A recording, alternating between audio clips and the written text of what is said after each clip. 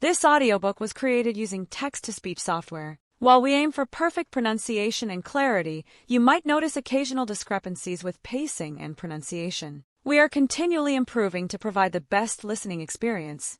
If you notice any major issues, please comment on the video or email me using the details provided in the description below. If you enjoyed this audiobook and want to support more projects like this, please consider becoming a Patreon member. Patrons receive special access to exclusive audiobooks, early access to new releases, and the ability to listen to the MP3 audiobook versions. You can find the link to our Patreon page in the description below. Thank you for choosing this audiobook. Enjoy the story. Chapter 1. Terror from the Sky. Nancy Drew paced back and forth across the living room. What could be keeping Dad and Hannah? She muttered. They were only going to the pharmacy to fill one of Hannah's prescriptions. She glanced at her watch. We'll miss our plane if they're not back soon. Suddenly Nancy heard what sounded like a bus pull into the Drews' driveway. She rushed to the front window and looked out. Oh, wow, she cried. Nancy let the curtain drop and raced out the front door of her house, her reddish blonde hair flying. What's with the RV, Dad? She called as Carson Drew and their housekeeper, Hannah Gruen, stepped down from the huge motorhome. This is what we're driving to Oklahoma, Mr. Drew replied. Nancy blinked her bright blue eyes in surprise. I thought we were going to fly. Hannah shook her head. It's all my fault, Nancy. I decided I might want to bring back some things from Cousin Bertha's house, so your father kindly agreed to rent this RV and return the airline tickets. We should have plenty of room now for anything Hannah wants to bring back, Mr. Drew said. He paused. Is something wrong, Nancy? Nancy sighed. Oh, no, Dad, not really. It's just that. Well, you know how much I love to fly. That I do, Nancy, her father said. That I do. How long will it take us to get to Oklahoma? Nancy ventured. A couple of days, her father replied, grinning. Are you worried about getting bored without a mystery to solve? Nancy returned his grin.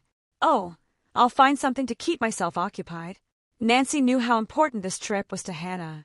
Their housekeeper had unexpectedly received a letter from a lawyer in Medicine Bluff, Oklahoma, informing her that she had inherited a farm from her cousin Bertha, whom she hadn't heard from in years. Because Carson Drew was not only her employer of many years, but also the most prominent lawyer in River Heights, Hannah asked him for advice. After Hannah decided that she didn't want to give up her life in River Heights and move, Mr. Drew advised her to sell the property. Hannah wanted to see it first, though, because she and Bertha had been close as children, so it was decided to go to Medicine Bluff to take care of the legal matters in person. Just then Nancy's two best friends, Bess Marvin and George Fain, stepped out of the back of the RV. Surprise, they cried. What's going on here? Nancy asked. Mr. Drew laughed. Hannah knew you'd be disappointed about not flying, so she asked Bess and George if they could go with us. They can. It'll be like a party. All right, Nancy cheered. Bess and George rushed up to hug her. The two girls were cousins, but they were physical opposites. George was tall, slim, and very athletic. She had dark hair and eyes. Bess was shorter and had a fuller figure. Her blonde hair was the color of straw, and she had pale blue eyes. Get your things, Nancy, Mr. Drew said. The rest of us are ready to go. Nancy, Bess, and George ran into the house to help Nancy retrieve her luggage. Then they all got back into the RV. This thing is huge, Nancy said. It's like a house on wheels, Hannah said. When everyone was seated and buckled in, Mr. Drew backed out of the driveway. We'll make St. Louis tonight, Mr. Drew said. Then tomorrow we'll be in Medicine Bluff, Oklahoma. I'm really looking forward to the trip, Nancy, George said. We've all been so busy lately, we haven't had any really good long talks. I met the cutest guy last week, Bess said. He used to live in Oklahoma. Right before his family moved to River Heights, their house was blown away by a tornado. He said they were lucky to be alive. That's terrible, Nancy said. You hear a lot about tornadoes in that part of the country. Well, I certainly hope we're not in one while we're there, Bess said. Me too. They're so powerful, Nancy said. I saw a documentary about them on television. Hannah shivered. What's wrong? Nancy asked. I wish you girls wouldn't talk about tornadoes, Hannah replied. She reached into a bag by her feet. I bought this book about Oklahoma right after I heard about the farm. It has pictures of tornadoes in it.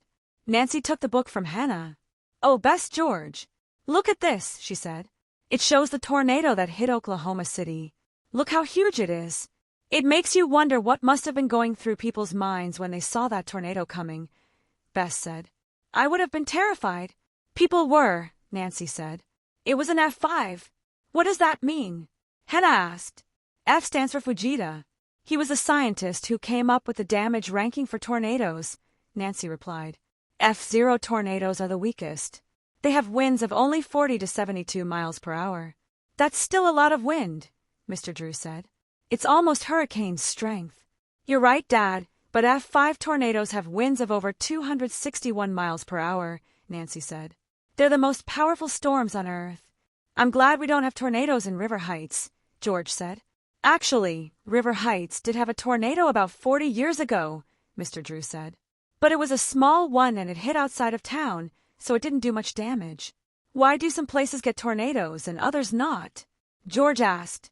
It mostly has to do with location, Nancy said. Location, Hannah said.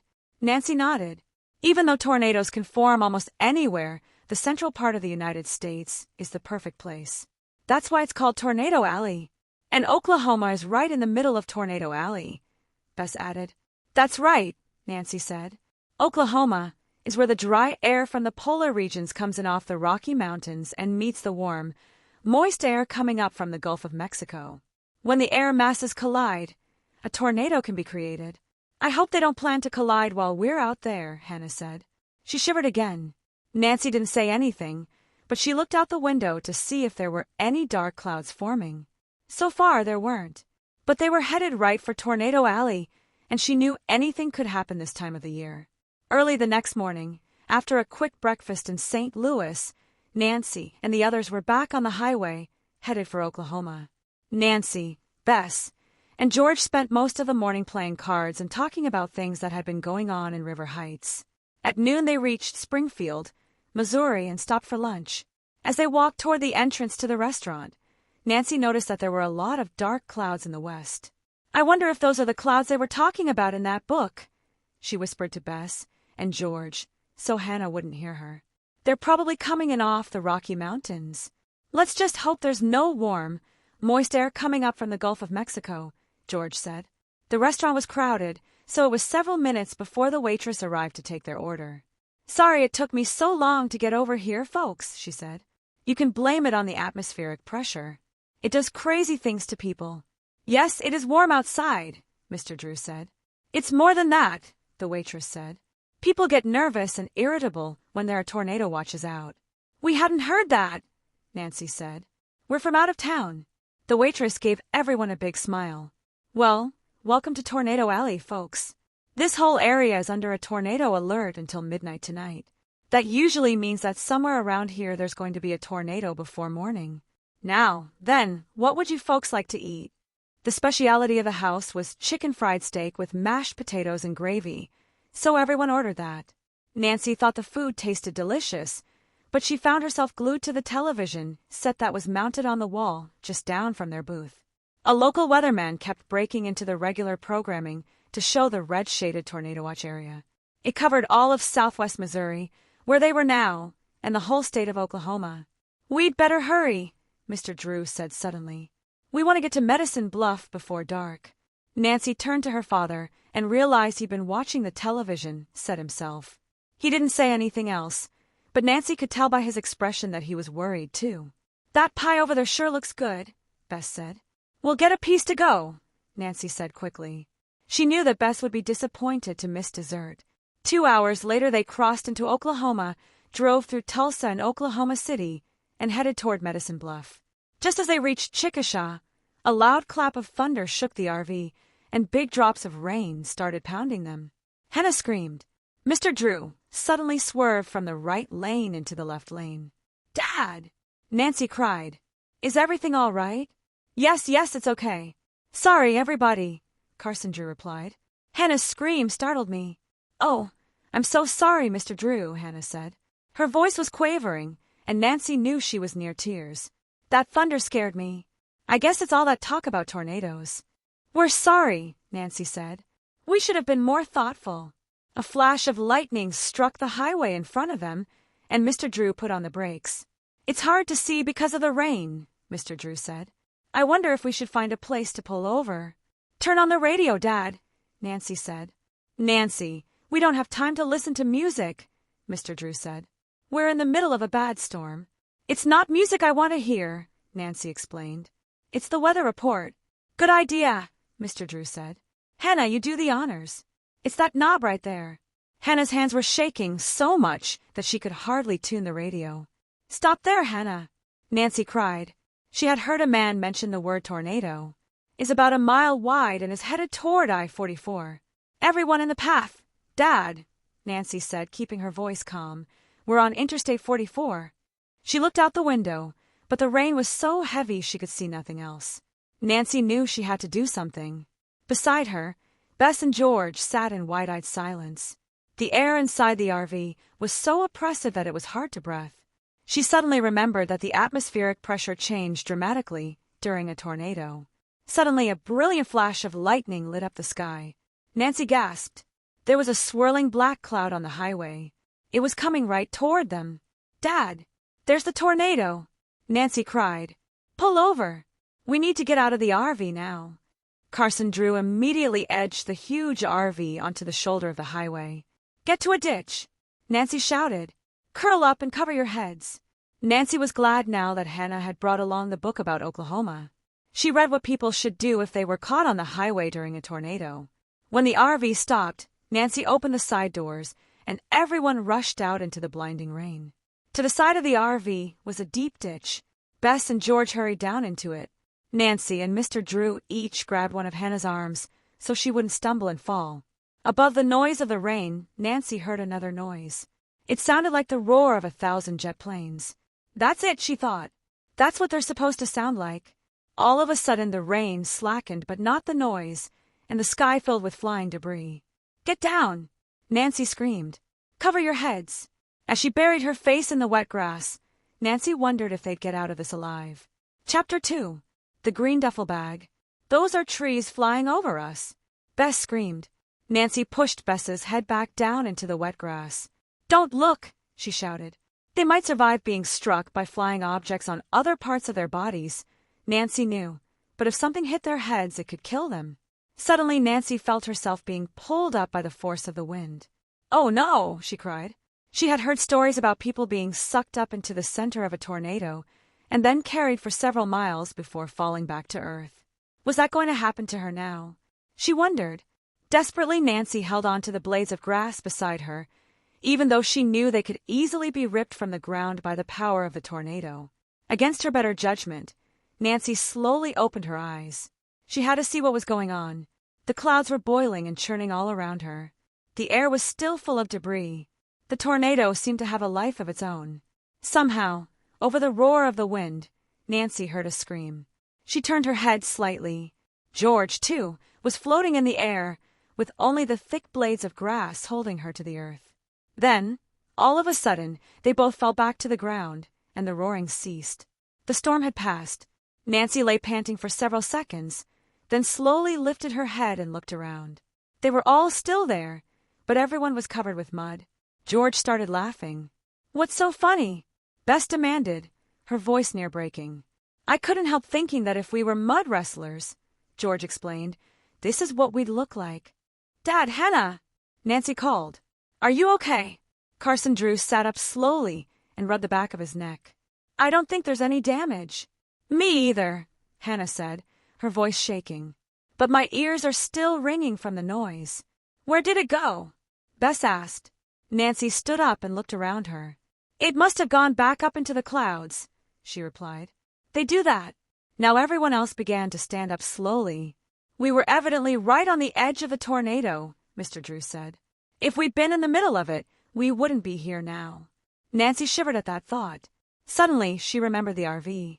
It was still beside the road where they had parked it, but some of the windows had been cracked, and Nancy could see a couple of large dents in the side where it had been struck by flying debris. She just hoped it would still run. Mr. Drew must have been thinking the same thing. I don't think anyone needs medical attention, he said. So let's drive onto the farm to see if there's any damage there. Hannah gasped. Oh, my goodness, she cried. I never thought about that. Everyone started up the slippery grass bank toward the RV. Once inside, they collapsed into the soft chairs. "These seats will be filthy," Hannah said. "We can clean them," Nancy said. Nothing ever felt so good. When Mr. Drew started the RV, the engine purred. "I think it's ready to get out of here, too," Bess said. Nancy and George laughed. As Mr. Drew pulled back onto the highway, Nancy stared out the window at the destruction around her. There were trees uprooted everywhere. Power poles had been snapped like twigs. "Watch out for power lines across the highway, Dad," Nancy said. "They could be dangerous." "Oh, great," Bess moaned. "We survive a tornado, only to be electrocuted." "I don't see any down lines ahead of us," Mr. Drew said. "I think they're mostly in the fields." "Oh my!" Hannah cried. "Look!" Everyone turned to see what had drawn Hannah's attention. Nancy could see a man and a woman wandering around what remained of their front yard. Their large brick house looked as if it had exploded. "Let's stop, Dad," Nancy said. "Those people may need our help." When Mr. Drew turned the RV into the driveway and stopped in front of the house, the man and the woman looked at them with dazed eyes. "The woman's injured," Nancy said. "One side of her face is covered with blood." "Nancy, there's a first aid kit under the sink," Mr. Drew said. "Get it, and let's see what we can do." Nancy hurriedly got the first aid kit and climbed out of the RV. George and Bess were right behind her. The man and woman just stood where they were. Nancy could see the terror in their eyes. "I'm Nancy Drew," Nancy said. "My friends and I want to help you." "It all happened so fast," the man said softly. "We didn't have time to get to the storm cellar." "I know," Nancy said. She righted a couple of chairs that had been blown out of the house and helped the man and the woman into them. "We got caught in our RV. We took shelter in a ditch," she continued as she began putting bandages on the woman's wounds. "That's why we're so dirty," Bess said. "I was almost sucked up into the tornado," George said. The woman started to cry. Nancy frowned at George to keep her from telling the rest of the story because it was obviously upsetting the woman. Just then Mr. Drew and Hannah walked up and Nancy introduced them. "We're Joe and Emma Barnes," the man said. "We sure are glad you happened along." "We're from out of state," Nancy said as she bandaged the woman's head wound. "Hannah inherited a farm from her cousin. That's why we're down here." She hoped that by talking to the woman, she could take her mind off what had happened. Suddenly Mr. Barnes became agitated and started looking around frantically. "Where's Billy?" he asked Mrs. Barnes. "Where's Billy?" Now Mrs. Barnes became upset. "Oh, Joe! Did something happen to Billy?" "Who's Billy?" Bess asked. "He's our pride and joy," Mrs. Barnes said. Mr. Drew looked toward the destroyed house. Nancy knew what he was thinking. How could anyone in there still be alive? Suddenly a dog barked. Then a yellow head slowly pushed through some of the debris. "Billy!" Mr. and Mrs. Barnes cried together. They seemed to forget about themselves and rushed over to rescue their Labrador retriever. Just then an ambulance started up the drive. When it stopped, 2 attendants jumped out. "Is there anyone not accounted for?" the woman asked. "Everyone's here now." "But Mr. and Mrs. Barnes might need some more attending to," Nancy said. "I did what I could." The other EMS attendant began looking them over. "Well, you stopped the bleeding. Things seem to be all right, but we'll take them to the hospital, just in case." Mr. and Mrs. Barnes thanked everyone again, then Nancy and the others got back into the RV. As Mr. Drew pulled back onto the road, Nancy looked over her shoulder at the Barnes' house. She couldn't imagine coming home to River Heights to see their house destroyed like that. She wondered what Mr. and Mrs. Barnes must be thinking, having lost all of their belongings. Nancy suddenly realized that no one was saying anything. "We're probably all thinking the same thing," she decided. "How incredibly destructive nature can be." "I wonder what the farm looks like," Bess said. Hannah started crying softly. "I was wondering the same thing," she said. "I can't stand to think that it might look like Mr. and Mrs. Barnes's house." "Isn't this the road?" Mr. Drew asked. Nancy looked out the cracked side window. Even though it was a country road, it had a street sign at the corner. "Wallace Road," she read. "That's it," Hannah said as she blew her nose. "My cousin's name was Bertha Wallace." "You mean they name streets after the people who live on them?" George asked. Mr. Drew nodded. "It's for 911, I think," he said. "In an emergency, it helps the local authorities locate people who live in the country." The road wasn't much more than a country lane, and it was full of ruts, which caused the RV to bounce up and down. What the tornado didn't damage, this road will, Mr. Drew muttered. This doesn't look good, Nancy whispered to Bess and George. She pointed to some of the trees along the side of the road. They were all broken in half. There aren't a whole lot of trees around here, George said. They can't afford to lose too many. That must be it. Hannah shouted. That must be the farm. They all craned their necks to look. The house looks okay, Nancy said. But that barn and those other buildings have seen better days. I'm just thankful that the farmhouse is all right, Hannah said. That's where Bertha's things are. Mr. Drew turned onto a road that led up to the farmhouse. Limbs from the surrounding trees were scattered across it, which made it even bumpier. How did your cousin drive on these roads all the time? Nancy asked. This is shaking me to death. She didn't drive much these last few years, Hannah replied. Different people did things for her, including taking her into town. They probably drove pickups. Mr. Drew pulled the RV up to the front of the house and turned off the engine. The house is missing a few shingles, Hannah, Nancy said. But otherwise it seems to be all right. Now what do we do? George asked. Hannah started looking in her purse for the key to the front door. We need to clear away those tree branches, or we won't be able to get in the front door, Nancy said. She and Bess and George jumped out of the RV and began clearing a path from the door of the RV to the front door of the farmhouse. Finally, the last of the branches had been moved away, and Hannah could unlock the front door. Inside, the house had a musty smell from being locked up for several weeks, but it was all very neat. Nancy tried the light switch. The electricity works, she exclaimed. I'm amazed. That's the crazy thing about tornadoes. The damage is so localized, said Mr. Drew. One house will be untouched, while the house next door will be completely destroyed. I'll open some windows, Hannah said. We'll do it, Hannah, Nancy answered. She and Bess and George started going through the house, opening up what windows they could, which ended up being only 3, because the rest of them were painted shut. That should help at least, Nancy said as they walked back into the living room. Now there's some cross-ventilation. I put out some towels for everyone, Hannah said. You can get that mud off any time you want. Great idea, everyone chimed in.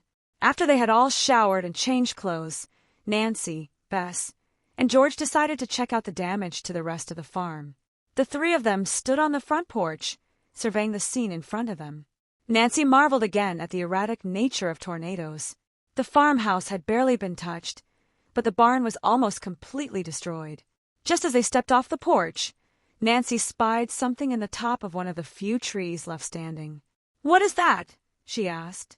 Bess and George raised their eyes to where she was pointing. It looks like a green duffel bag, George said. You're right, Nancy said. The question is, who does it belong to and how are we going to get it down? Chapter 3. Jimmy Boyd. Nancy turned around. There must be a ladder here somewhere, she said. Let's go look. The 3 of them started toward a half-destroyed shed just beyond the farmhouse. This looks like it used to be a garage, Nancy said.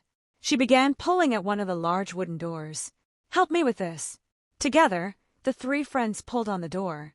Finally, they were able to get it open. Look! There's an old car inside, Nancy exclaimed. It survived the storm. Just barely, George said. Those boards from the roof missed it by just a couple of inches. There's a ladder, Bess said, pointing. Nancy saw the end of a ladder sticking out from under some debris. We can move that easily.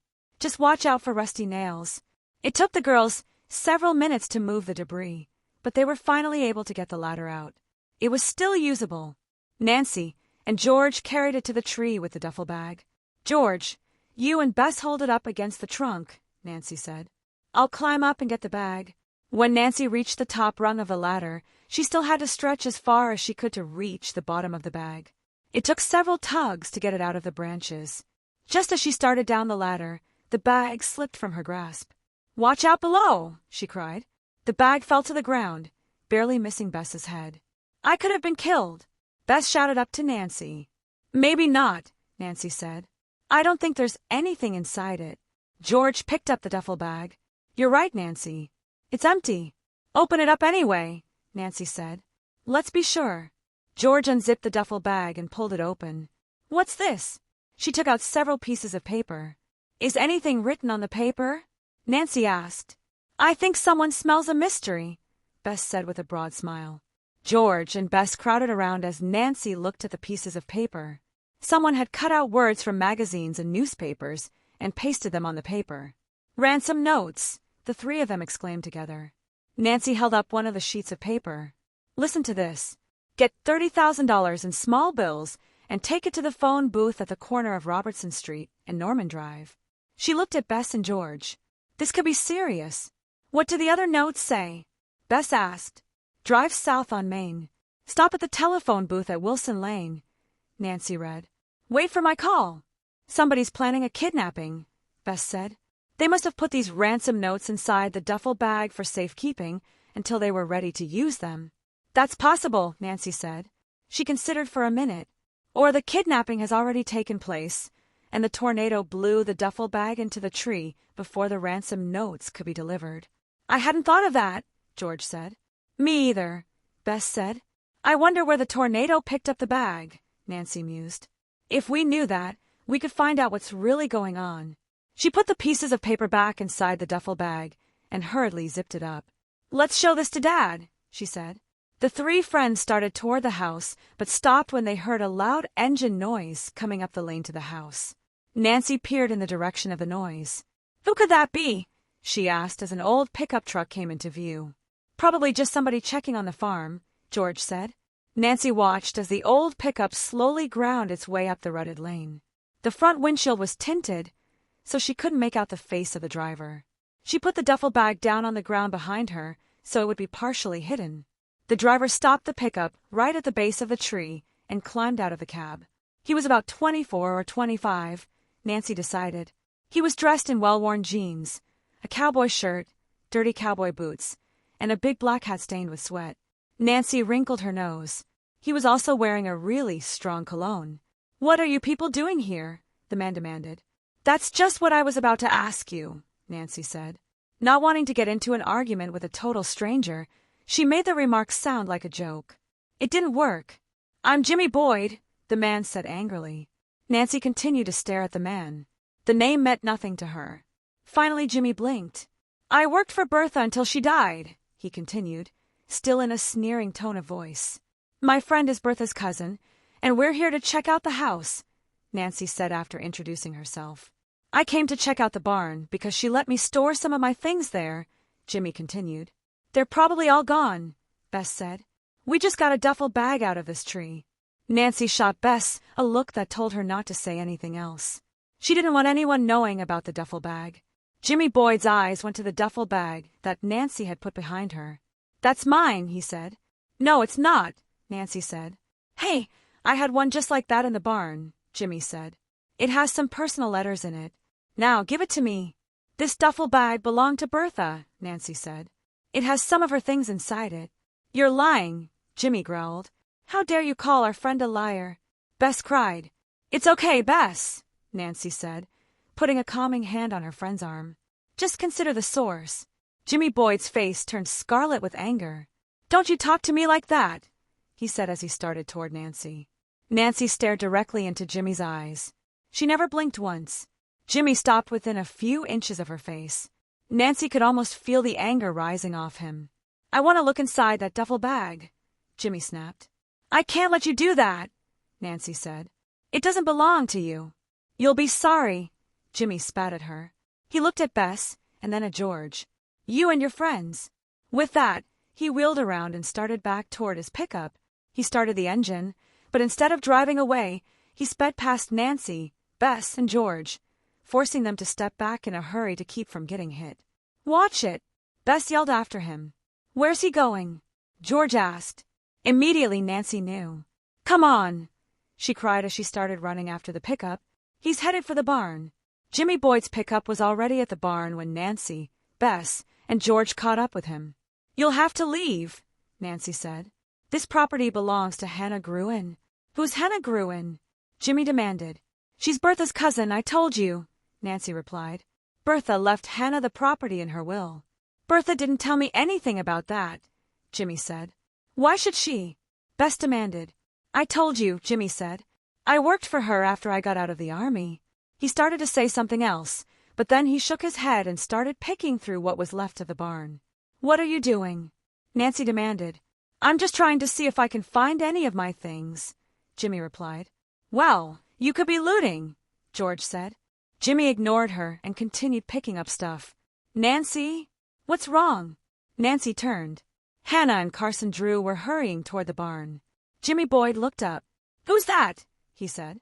"That's Hannah and Nancy's father," Bess replied. "Mr. Drew is a lawyer." Nancy noticed that Jimmy looked startled. For the first time since he had been there, she thought she detected a hint of fear in his eyes. "I see we have company," Mr. Drew said.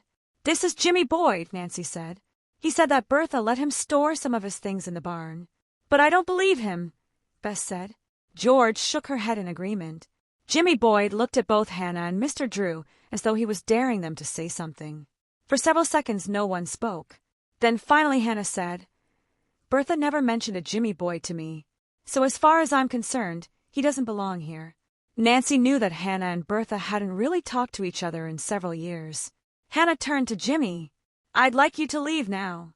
Jimmy threw down a ragged shirt he had been holding in his hands.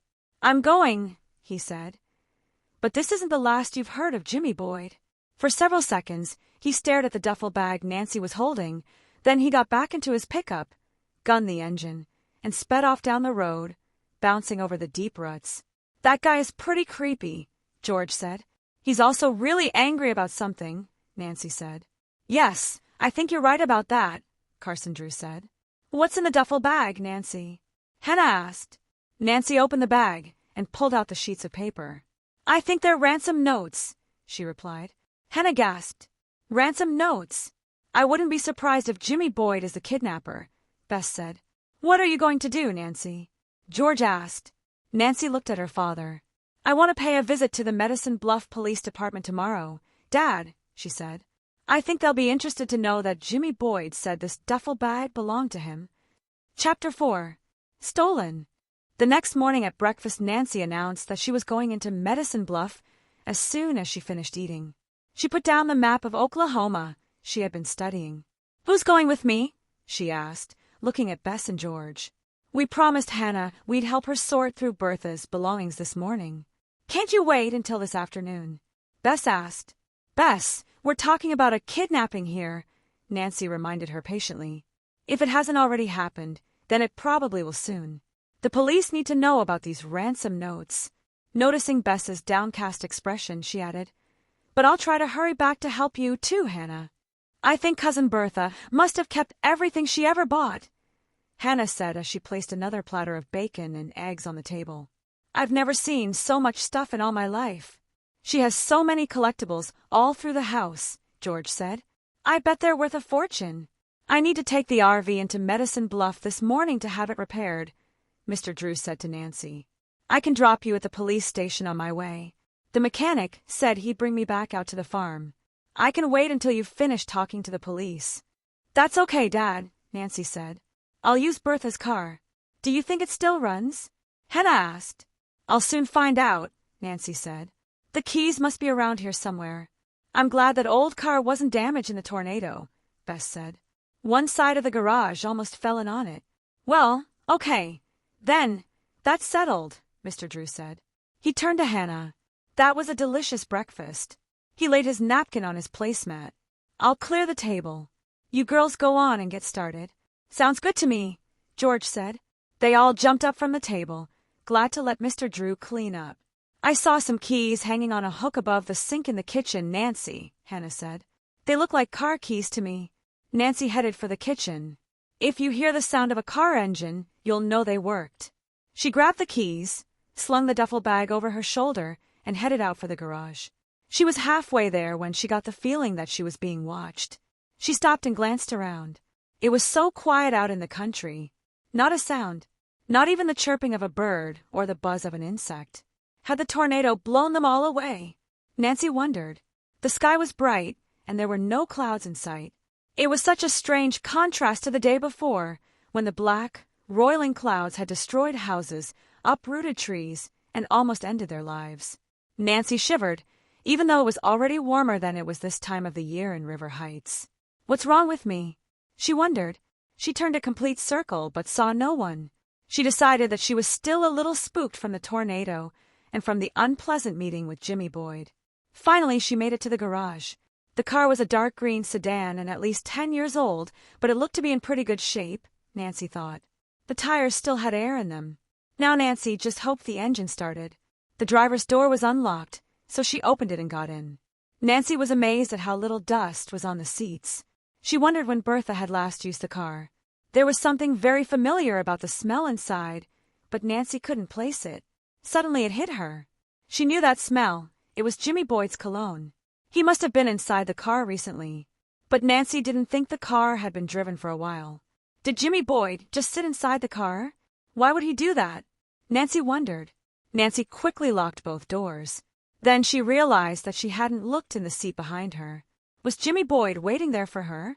She swallowed hard and slowly turned. The back seat was empty. Nancy tried 2 keys on the chain before she finally found the one that fit the ignition.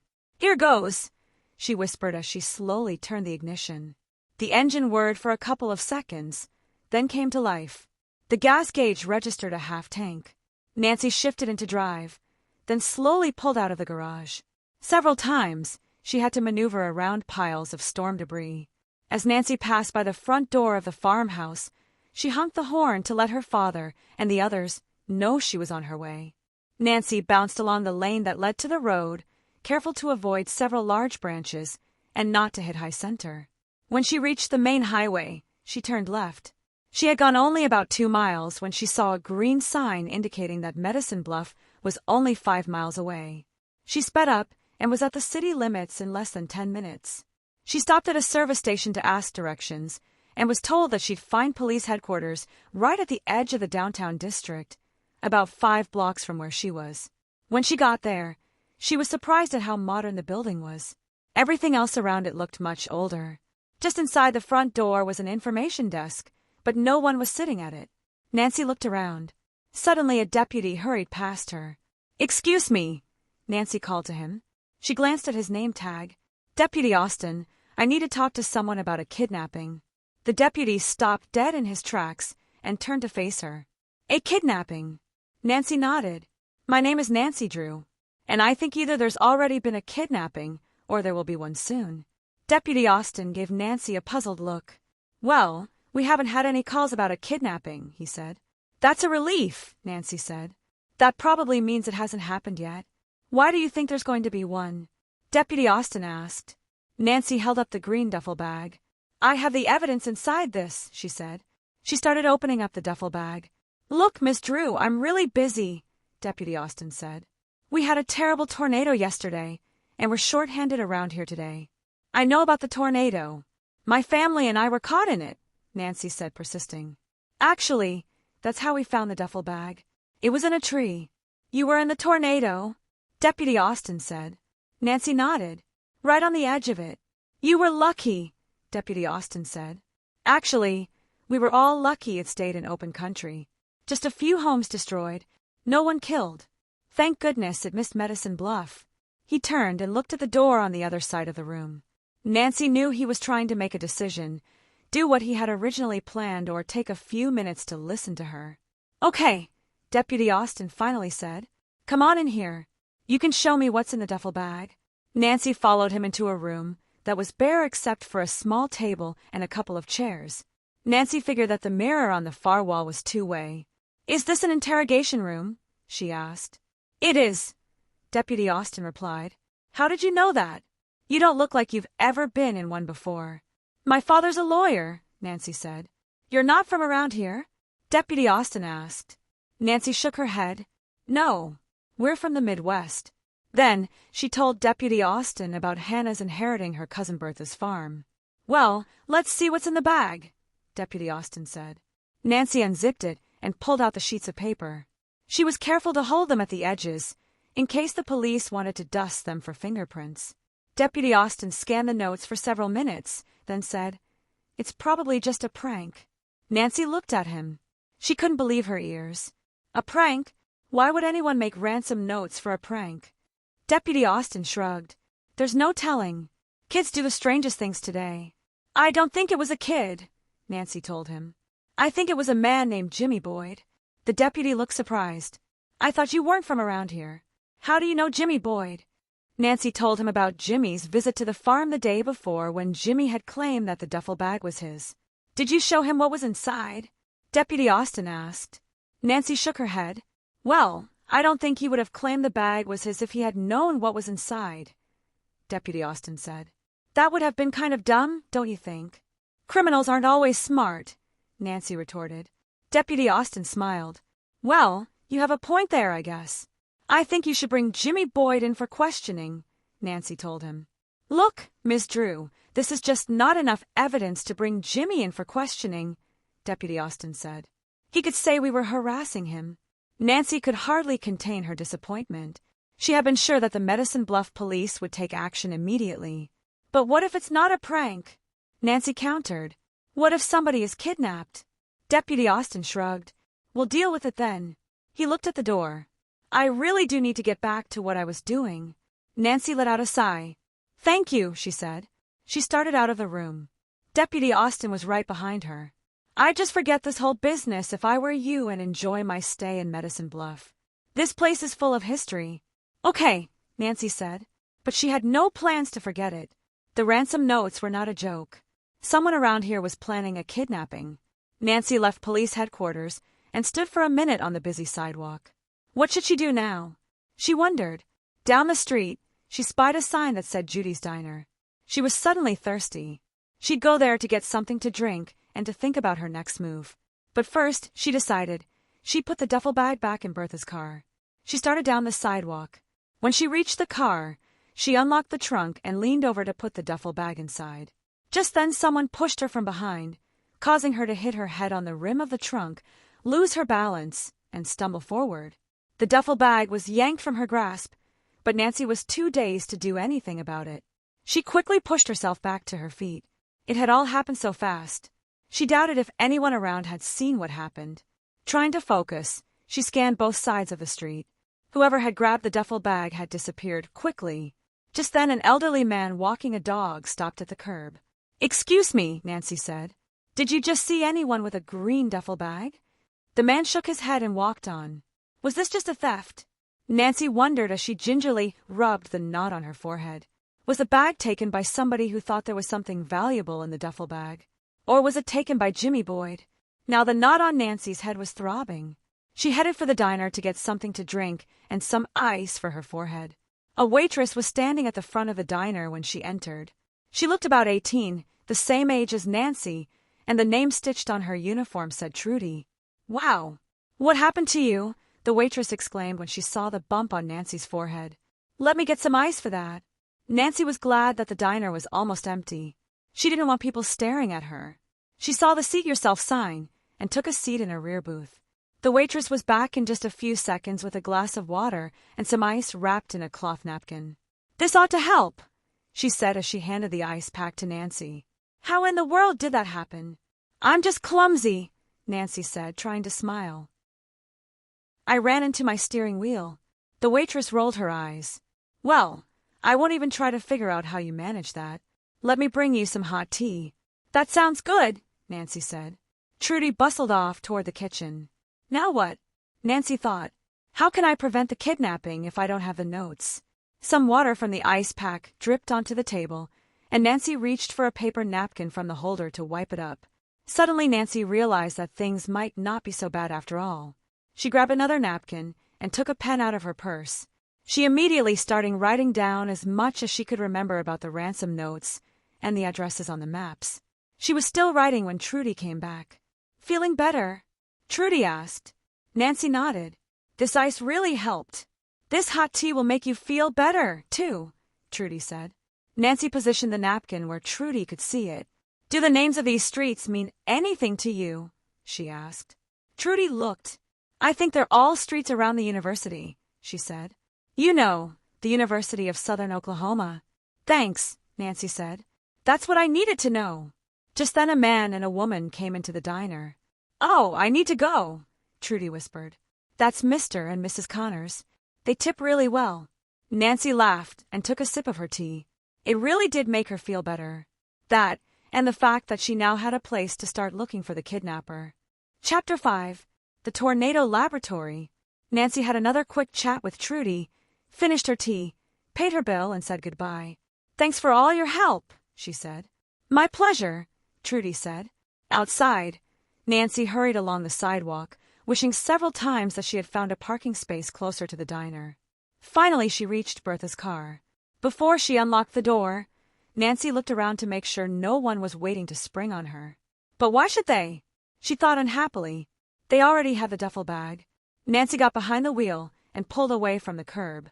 As she headed down the street, she remembered Trudy's directions to the university. 2 blocks down from the diner, she came to a stoplight, just as Trudy said she would, and she turned left onto University Drive. Nancy thought she could see the imposing arch that marked the entrance to the University of Southern Oklahoma several blocks away. Just before Nancy reached it, though, she saw a sign for Robertson Street. That's one of the streets mentioned in the ransom note, Nancy thought. Quickly, she turned onto Robertson Street, which was lined with clothing shops, bookstores, and small restaurants. Nancy noticed several pay phones along the street. She knew a kidnapper could use them to make a call. The next street she came to was Norman Drive, which was also mentioned in the ransom notes. Nancy knew she was in the area that the kidnapper had written about, but what good did it do her? The streets were crowded with college kids, enjoying the late spring day. Could the kidnapper be one of these people? Nancy suddenly wondered. That would probably leave Jimmy Boyd out of the picture, Nancy thought. He didn't seem the type to be in college. But if he was the kidnapper, why would he write ransom notes with street names that surrounded the university? Was he connected to the university in some other way? Or was it because he knew the area would be crowded with people? That would certainly make his escape easier. Ahead, Nancy saw Wilson Lane, still another street mentioned in the ransom notes. Nancy realized she was circling the university's campus. Was that what the kidnapper had planned? To confuse the person leaving the money? Just as Nancy reached the corner of University Drive again, she suddenly braked to a halt. The sign in front of a 2-story brick building intrigued her, the University of Southern Oklahoma Tornado Laboratory. Nancy wondered if anyone in the laboratory could tell her how the duffel bag had got into the tree. Had it blown there from the barn, where Jimmy Boyd said he had stored his bag? Or could it have come from farther away? She quickly pulled into an empty parking space and got out. She hurried up the sidewalk to the entrance to the building. When she went inside, she expected to see a reception area. Instead, she felt as though she had walked onto the set of a television weather forecast. Lots of college-age men and women hovered around television monitors and weather radar screens.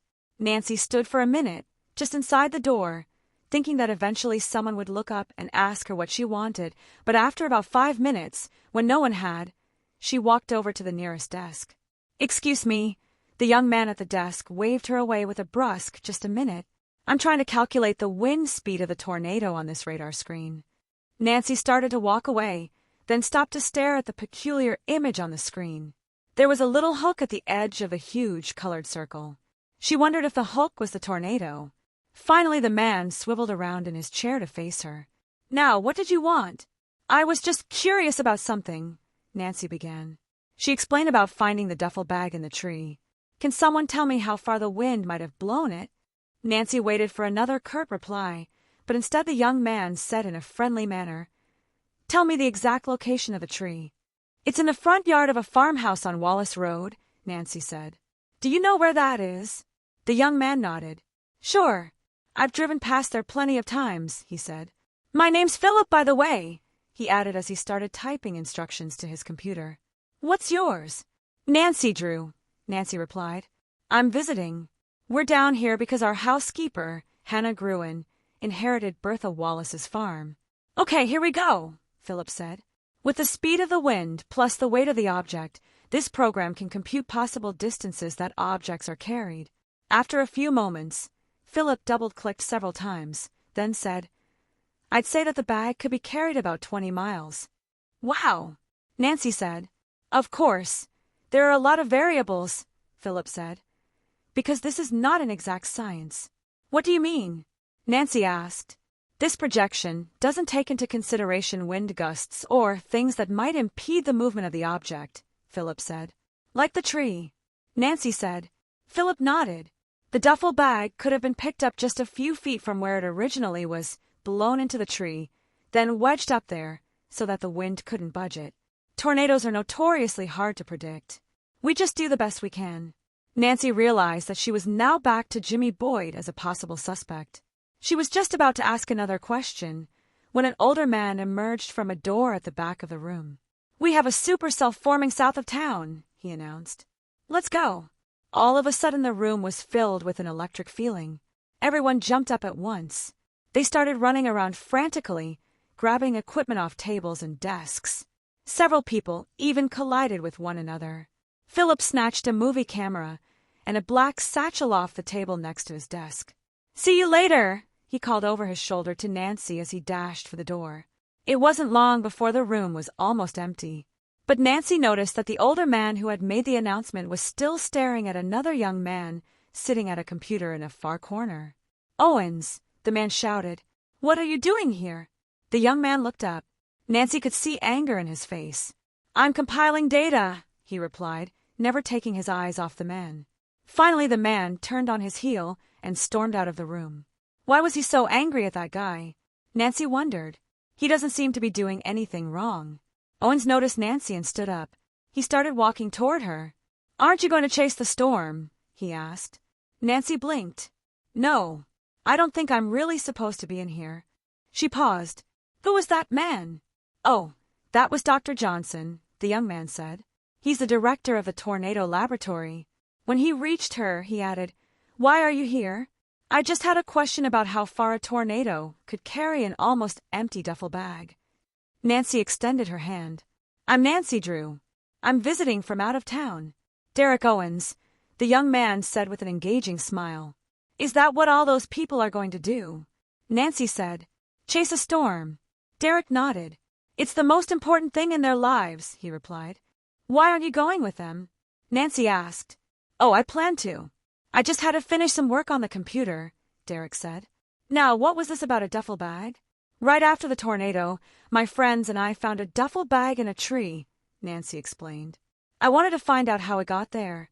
"Tornadic winds can do some really strange things," Derek said. He looked around the empty room, then turned back to Nancy. "I'll be glad to tell you all about them, but you'll have to come chase the storm with me." Nancy wasn't sure she wanted to see another tornado, but she wanted to find out about the winds, and Derek seemed willing to talk to her.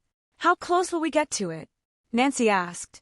"We were almost in the middle of a tornado yesterday, and that's enough for me." Derek grinned. "I understand how you feel, but you'll be safe.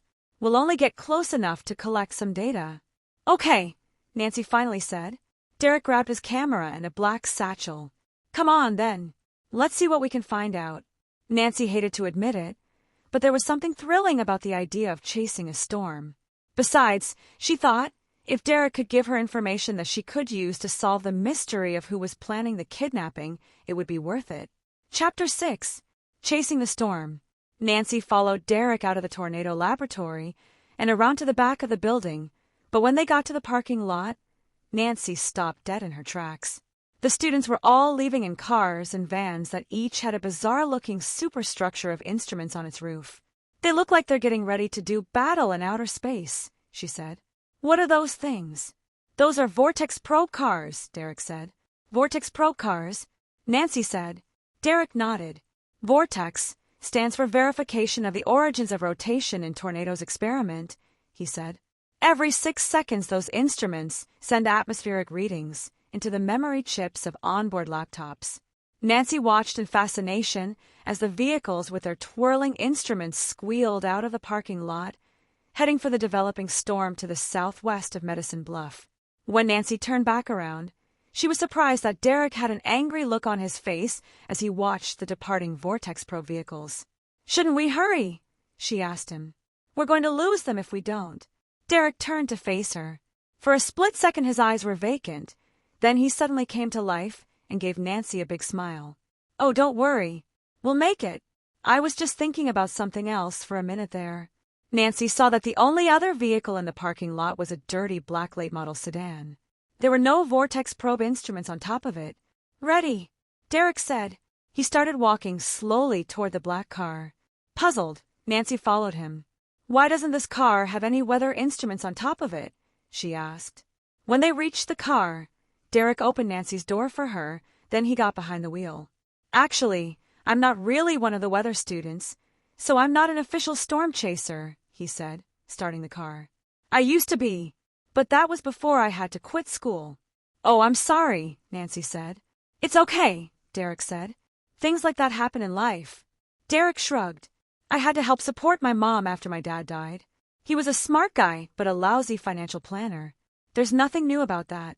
It happens all the time. Nancy didn't know what to say, but she gave Derek a sympathetic smile. My dad used to be the director of the tornado laboratory, Derek continued without any prompting. That's why I like to hang out there. It reminds me of when he was alive. Derek turned to her, and Nancy could see tears glistening in his eyes. I'm sorry. I still get upset when I talk about it. I didn't mean to bring up unpleasant memories, Nancy said. I know it's hard to lose a parent. Derek nodded toward the dark clouds ahead of them. That looks like a good storm, he said, changing the subject. We should be able to get plenty of pictures. But then Derek made a sharp turn onto a road, which Nancy thought was taking them away from the storm. So, tell me about that duffel bag, Derek said. What does it look like? Nancy looked over her shoulder at the retreating storm. Why are we going in the other direction? She asked, changing the subject. What do you mean? Derek said. The clouds are behind us, Nancy said. Shouldn't we be heading toward them? I'm going around the storm so I can see the wall cloud better, Derek replied. If there's going to be a tornado, that's where it'll develop. Nancy had to admit that Derek probably knew more about storms than she did, so she'd just have to take his word for it. Now, tell me about the duffel bag, Derek said. Well, it's just a regular old duffel bag, the kind that athletes carry, Nancy said. You can buy them almost anywhere. What color was it? Derek asked. Green, Nancy replied. But what difference did that make? She wondered. What about the weight? Derek said. Did it have anything inside it? Nancy didn't want to lie to Derek, but she also didn't want to give away her most important information. Just some stuff, she replied. It wasn't very heavy. What kind of stuff? Derek persisted. That funny look was back in his eyes. Nancy saw. She suddenly felt a chill. Why was Derek so persistent about what was inside the duffel bag? She wondered. Nancy stared out the side window of Derek's car. They were in the middle of nowhere. They hadn't passed one single vehicle. Nancy wondered if the rest of the storm chasers had headed in the opposite direction. Suddenly Derek speeded up. When Nancy turned to look at him, he was smiling. Sometimes I start daydreaming, and I slow down, Derek explained. We're going to lose the storm if I don't speed up. When Nancy peered out the front windshield, she could see that they were indeed heading back toward the storm, but this time the clouds had a different formation. Derek suddenly braked. Nancy jerked forward in her seat. What's wrong, Derek? I want to get a picture of that anvil, Derek replied. He grabbed his camera and jumped out of the car. It's a perfect formation. Nancy got out and stood to the side of the car, looking up in the direction of Derek's pointed video camera. She was amazed that the cloud really was in the shape of an anvil. For several minutes, Derek took pictures of the storm. Nancy was amazed at how the clouds had started to boil. The wind had picked up, too, and there was the smell of rain, which Nancy realized was the wind-borne smell of raindrops on dirt. Finally, Derek turned to her. Is your heart pounding? He asked. Surprised, Nancy asked, What do you mean? Derek swept the air with his hand. Look around you, Nancy. Have you ever seen such power? There's nothing stronger than the forces of nature. Nancy looked up into the sky. Now the clouds were boiling even more and seemed almost unreal. Well, I agree it's exciting, all right, but I'm not sure I'd say that my heart was pounding. Oh, mine is, Derek said. Derek continued to scan the sky, and Nancy thought he seemed totally oblivious to the approaching danger. Finally, she said, Derek, I think we should leave. I don't want to get caught up in another tornado. When he didn't respond, Nancy shouted, Derek. Derek's eyes blinked. He looked around, then ran toward the car. Come on.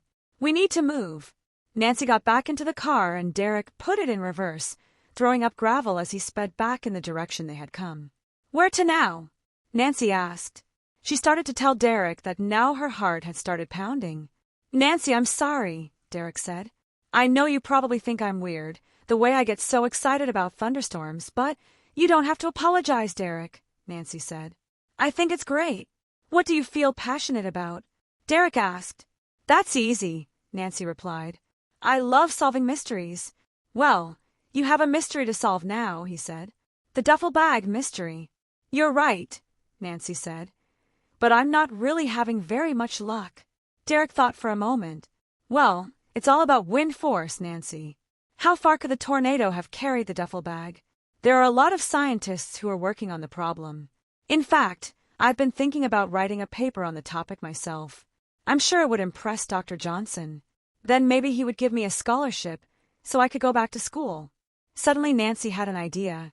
Derek, I know how you can impress Dr. Johnson, she said.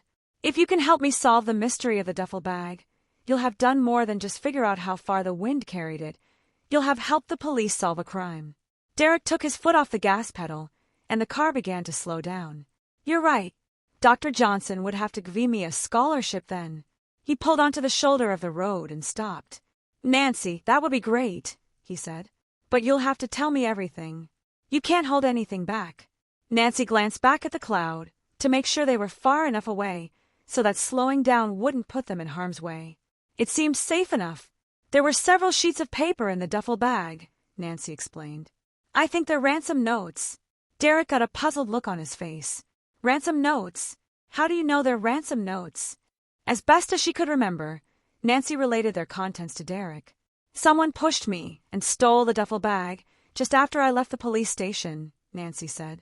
I don't have the notes anymore, but right after it happened, I wrote down what I could remember. You went to the police? Derek asked. Nancy nodded. Derek considered that information, then asked, Do the police know what the ransom notes say? Nancy nodded again. The deputy I spoke to does, but he thinks they're a joke. I'm sure he's forgotten all about them by now. Derek twisted his mouth as he thought about what Nancy had said. That's good. Nancy gave him a puzzled look. What I mean is, if the police solve this mystery before I do, then I won't get the credit, Derek said. That's true, Nancy agreed. Derek pulled back onto the highway. For several minutes they rode in silence. Finally Derek turned to Nancy. I've been doing some calculating in my head, he said. I think that the duffel bag probably came from somewhere very close to the tree where you found it. Really? Nancy said. That's strange, she thought. Back at the tornado laboratory, Philip had used a computer program to calculate that the duffel bag could have come from as far as 20 miles away. Was Derek really so good at this that he could do it all in his head? Who was right? Nancy wondered. Chapter 7. Another suspect. I have an idea who the kidnapper could be, Nancy said. Derek gave her a surprised look. Already? For someone from out of town, you sure work fast. Who is it? A man showed up at the farm right after we arrived, Nancy explained. When he saw the duffel bag, he said it belonged to him. Now, after what you just said, that makes sense.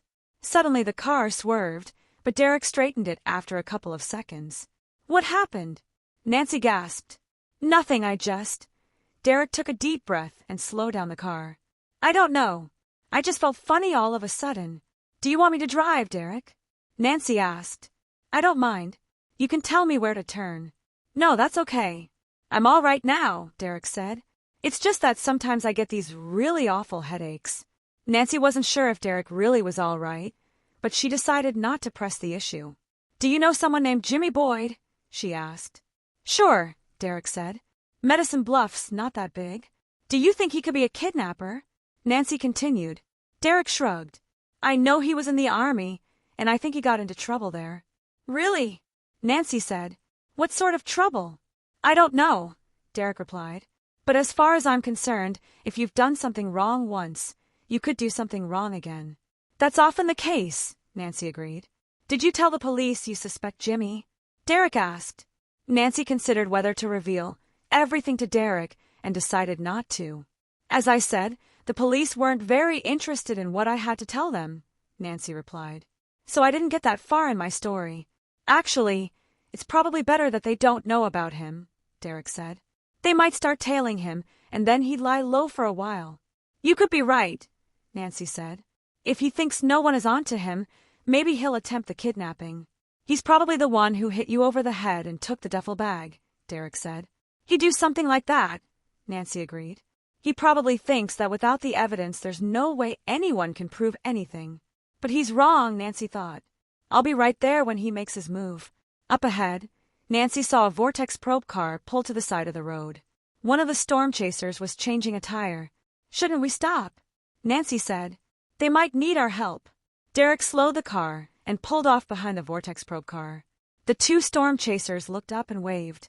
"It's Charles Stanley and Brent Smith," Derek said. Derek and Nancy got out and started toward the car.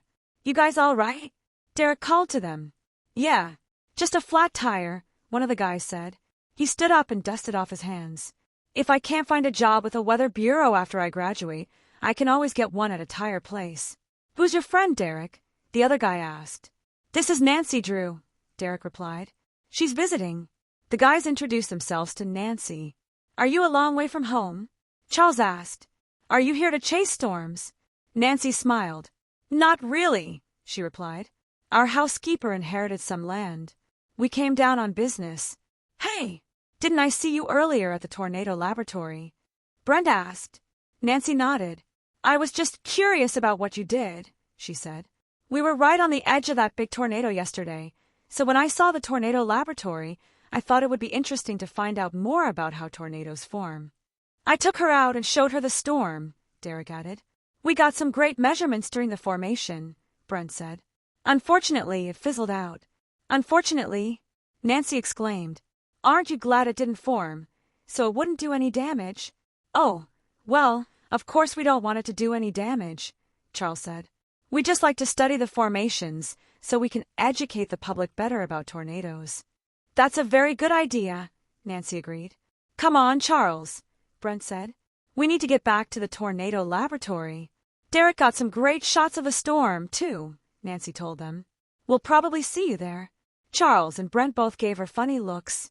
Nancy figured it was because they didn't think Derek had any business at the laboratory. They got back into their Vortex probe car and pulled onto the highway. Derek turned to Nancy. "Why did you tell them that? Did you see how they looked at me?" "Yes, I saw, and I think it's too bad," Nancy said. "I know as much about tornadoes as they do, Nancy, but they're part of the program, and I'm not," Derek said. "It makes a big difference." "Well, if you can solve this mystery using your knowledge of tornadoes, then I'm sure Dr. Johnson will be impressed," Nancy said. "Maybe something good will come from that, Derek." "I'd like to believe that, Nancy," Derek said. "My life would really change if it were true." "Then what are we waiting for?" Nancy said. "Let's get started." They got back into Derek's car. "Where do you want me to drop you?" Derek asked. "My car's parked at the tornado laboratory." "Take me there," Nancy said. "I should be getting back to the farm, because they'll all be wondering what happened to me, but tonight I'll think about how we can catch Jimmy Boyd before he kidnaps anyone." "That sounds good to me." "I'll leave the mystery solving to the expert," Derek said. "You just tell me what I'm supposed to do and I'll do it." It didn't take them long to reach the tornado laboratory. Derek pulled up in front and let Nancy out beside her car. "Can we meet somewhere tomorrow?" Nancy asked. "So we can talk about what we're going to do?" "How about the student union at 11 o'clock?" Derek said. "Okay, I'll be there," Nancy said. "That should give me plenty of time to take care of anything Dad might have planned. If I get there a little early, I'll just look around until you arrive." "See you," Derek said. Nancy got out and watched as Derek drove down the street. She had expected him to go back into the tornado laboratory, but he headed in the opposite direction. "I wonder where he's going," she mused. Nancy got into Bertha's car and pulled away from the curb. It was almost 5 o'clock. She was sure everyone would be wondering where she was. Nancy was already in the center of downtown Medicine Bluff, passing the diner, when she suddenly decided to stop to talk to Trudy. Nancy wanted to find out more about Jimmy Boyd and Derek Owens. She had a feeling that Trudy might be able to tell her what she wanted to know. There was an empty parking space in front of the floral shop next to the diner, and Nancy pulled the car into it. It occurred to her, as she alighted, that Trudy might not be working now, but as Nancy approached the front door, she saw Trudy through the window. Luck was with her. Trudy saw Nancy the minute she came through the front door. "Hello again," Trudy cried. She ran toward her as though Nancy was a long-lost friend. "I was hoping you'd come back. There's someone who wants to meet you." Nancy was puzzled. She couldn't imagine who it would be. Trudy took Nancy's hand and led her toward a back table. A girl about their age was sitting huddled in the corner. She had her hands around a mug of coffee, as though she were trying to keep them warm. "This is Mary Harvey," Trudy said to Nancy. Hi, Nancy said. I'm Nancy Drew. Oh, hi, Mary said. I'm so glad you came back. That's strange, Nancy thought. Why would she say that? She sat down in the booth across from Mary. Did you have something you wanted to ask me? Mary looked around to see if anyone else was watching them. There were just a few other customers in the diner, but they were sitting up toward the front. Trudy smiled. No one can hear you, Mary, she said. Mary still leaned forward, though, so she could whisper to Nancy. I went to police headquarters this afternoon to see if anyone had turned in a duffel bag. Nancy suddenly felt goosebumps on her skin. A duffel bag, she said. Mary nodded and looked around the diner again. She leaned even closer to Nancy. Our mobile home was destroyed by the tornado. I couldn't find the duffel bag in the debris, so I'm sure the tornado must have picked it up and carried it somewhere. Mary paused for a few seconds as she looked intently into Nancy's eyes. The police told me that a girl had been in earlier, telling them that she had found a duffel bag that fit the description of the one I lost. They described you to me, and then I described you to Trudy. She knew right away who I was talking about. Nancy looked over at Trudy, whose eyes were sparkling. Isn't this just too much? Trudy said. Can you believe it? It really was hard for Nancy to believe. Describe the duffel bag you lost, she said to Mary. Mary gave a perfect description of the duffel bag that Nancy had found in the tree. Do you have it with you? Mary asked. Nancy took a deep breath. If the duffel bag belonged to Mary, how could she explain the ransom notes inside it? Mary didn't seem like the type of person who would kidnap someone. Not anymore, she replied. Trudy gasped. Somebody stole it from me, Nancy replied. That's really how I got that bump on my head. Trudy's mouth dropped open. You didn't tell me that, Nancy. I'm sorry, Trudy. That's one of the reasons I stopped back, Nancy said. I was going to ask for your help in solving the mystery. Trudy sat down next to Nancy. I'm not supposed to do this, but I need to think. Suddenly Mary scooted across the seat and ran toward the front of the diner. Mary! Trudy shouted. It took a few seconds for Trudy to get up from the seat, so that by the time Nancy started toward the door, Mary was no longer in sight. Nancy left the diner, but as she looked up and down the street, she couldn't see Mary anywhere. Where did she go? Trudy asked. Nancy shook her head. I don't know. She's completely disappeared. She turned to Trudy. Do you know anything about her? Trudy shook her head. No. I'm new in town. I've never seen her before today. Chapter 8. A new twist. You always attract excitement, Nancy, Bess said as Mr. Drew steered Bertha's car down the rutted lane toward the highway. Life is certainly never dull when we're around you. Well, I like that, Hannah said, giving Bess a look that made everyone laugh. I didn't mean I was bored yesterday, Hannah, Bess explained quickly. I enjoyed helping you sort through Bertha's things.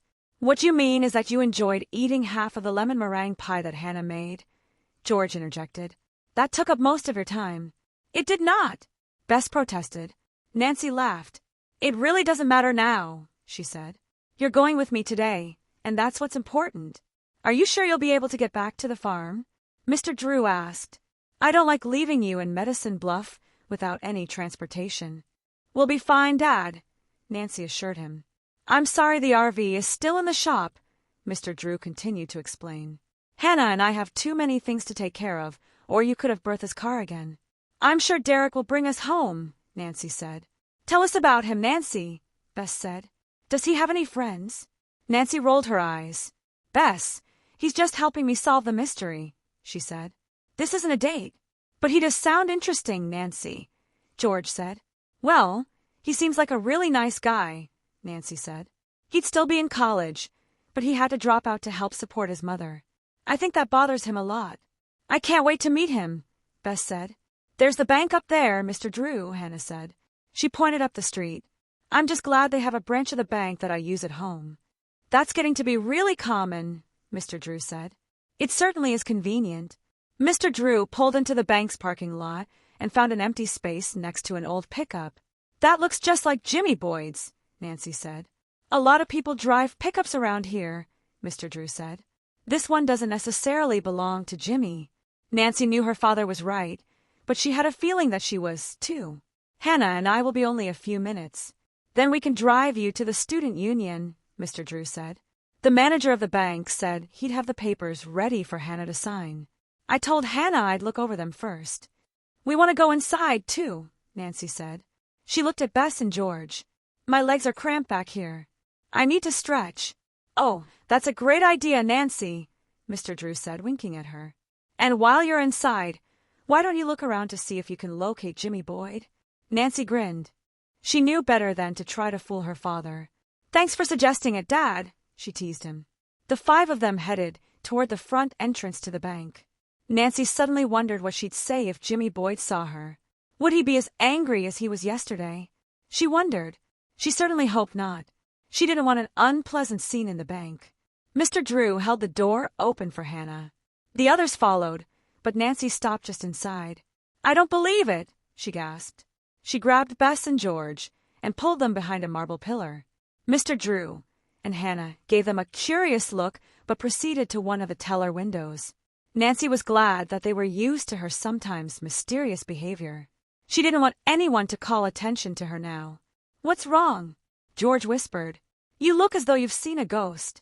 Well, she's not a real ghost, Nancy replied, but she certainly disappeared on me yesterday. George peered around the corner. Oh, is it the girl you told us about last night? She whispered. Mary Harvey. Yes. She's the first teller, Nancy replied. Suddenly, Nancy clamped a hand over her mouth. Oh, no. Jimmy Boyd. Bess whispered as the man standing in front of Mary's teller window turned just enough so that the three of them could see his face. You were right, Nancy. That was his pickup. This could just be a coincidence, George said. Jimmy has to go to the bank like everybody else. I don't think so, Nancy said. Look, he and Mary are arguing about something. Let's get closer to them, Bess suggested. We can hide behind that potted tree. Good idea, Bess, Nancy said. They moved from behind the pillar to the potted tree as stealthily as they could, but even though they were closer to the teller's windows, it was still impossible to hear what Jimmy and Mary were saying. Is there a problem here? Nancy and her friends whipped around. They were face to face with a security guard. No, we were just admiring this beautiful tree, Nancy hurriedly explained. What kind is it anyway? I think it would look really neat in our apartment, don't you, Nancy? George said. Oh, definitely, Nancy replied. She felt one of the leaves. I know just where to put it, too, Bess said. It will go so well in that empty corner. Nancy could tell by the way the guard was looking at them that he didn't know whether to believe them or not. Just then Jimmy Boyd wheeled around angrily and began stalking out of the bank. Well, maybe this tree wouldn't work in our apartment after all, Nancy said. She grabbed hold of Bess and George, and they started out of the bank, but they stayed far enough behind Jimmy so that if he turned around they could duck behind one of the writing tables. But Jimmy was obviously so angry about something that it never occurred to him to turn around. Shouldn't we follow him? George asked. How? We have to wait for Hannah and Dad, Nancy said. Oh, what I wouldn't give to have my car here in Medicine Bluff now. But what if he gets away? Bess asked. What if he kidnaps somebody? Nancy thought for a minute. I don't think he's going to do anything without Mary, she finally said. What do you mean? George asked. I think that may be what they were arguing about, Nancy replied. They're pro-baby in this together. You mean they're both planning to kidnap somebody? Bess said. Yes, I do, Nancy said. And I don't know why I didn't think of this sooner. Think of what? George asked. What better place to find out who has a lot of money than in a bank? Nancy said. Of course. Bess said. At that moment Hannah and Mr. Drew came out of the bank. I thought we'd lost you, Mr. Drew said. 1 minute you were in the bank, and when I turned back around you were gone. Jimmy Boyd was in the bank, Dad, Nancy told her father. He was arguing with a girl I met yesterday. She quickly reminded him about Mary Harvey and her missing duffel bag. What is this with duffel bags? Mr. Drew asked. Does everyone in Medicine Bluff own one? Nancy laughed. I'm beginning to think they do. She looked at her watch. Can you drop us at the student union now, Dad? She asked. Derek's probably wondering where we are. I can hardly wait to tell him what happened this morning. They got back into Bertha's car and with Nancy giving directions headed for the university. When they reached the student union, Mr. Drew pulled up under the portico. Nancy, Bess, and George got out and hurried through the front door of the student union. Where were you supposed to meet Derek? Bess asked. We didn't actually decide on a specific place, Nancy replied. She stopped and looked around. I had no idea the student union would be so big, she said. He could be anywhere. Hi, Bess said. Nancy turned to look at her. A couple of guys with book bags slung over their shoulders were just passing. They had big grins on their faces. Nancy shook her head in amusement. We'd better keep moving, she said to George, before Bess gets us in trouble. That's the truth, George said. Bess rolled her eyes at them. They headed across the atrium toward a food court. Maybe Derek's in here, Nancy said. This would be a good place to wait for someone. There were about 20 different fast food concessions circling a huge patio-like courtyard, but Nancy couldn't spot Derek anywhere among the crowd of animated students. There are probably some study areas upstairs, George said. Maybe he just wanted to wait someplace quiet. Let's check it out, Nancy said. They left the food court and, after studying the union directory, took an escalator to the second floor. Just as they reached the top, Nancy said, There he is. Who's that girl he's talking to? Bess asked. I don't know, Nancy said. Derek, she called. When Derek turned toward them, he gave Nancy a sheepish grin. When the three of them reached Derek and the girl, Nancy introduced Bess and George. This is Candace, Derek said. She lost her books and I found them. Lucky for you, George said to Candace. Books can be expensive to replace. That is so true, Candace said. I left them on that study desk over there while I went downstairs, and when I came back they were gone. That's strange, Nancy said. She turned to Derek. Where did you find them? Somebody had dropped them in the stairwell, Derek replied. I don't like escalators or elevators, he explained. I always use the stairs. Nancy felt like laughing. She had never heard such a lame excuse in her life. She wondered if Derek had taken the books, then told Candace he had found them just so he could talk to her. Candace was telling me how she likes to spend her free time, Derek said. Can you believe that she actually hikes Big Bear Canyon all by herself? Where's Big Bear Canyon? Nancy asked. We're just visiting here. It's about 10 miles outside Medicine Bluff, Candace volunteered. Not many people go there. It's too isolated. But that's what I like about it. She sighed. I don't live on campus. My parents thought that would be a waste of money, since we live right here in town. So Big Bear Canyon gets me away from them. They're divorced, but you'd never know it from the way they argue about me on the telephone every day. We'll have to hike the canyon together sometime, Derek said. I love stuff like that. For several minutes, Candace described in great detail the different trails in the canyon and which ones were the most dangerous.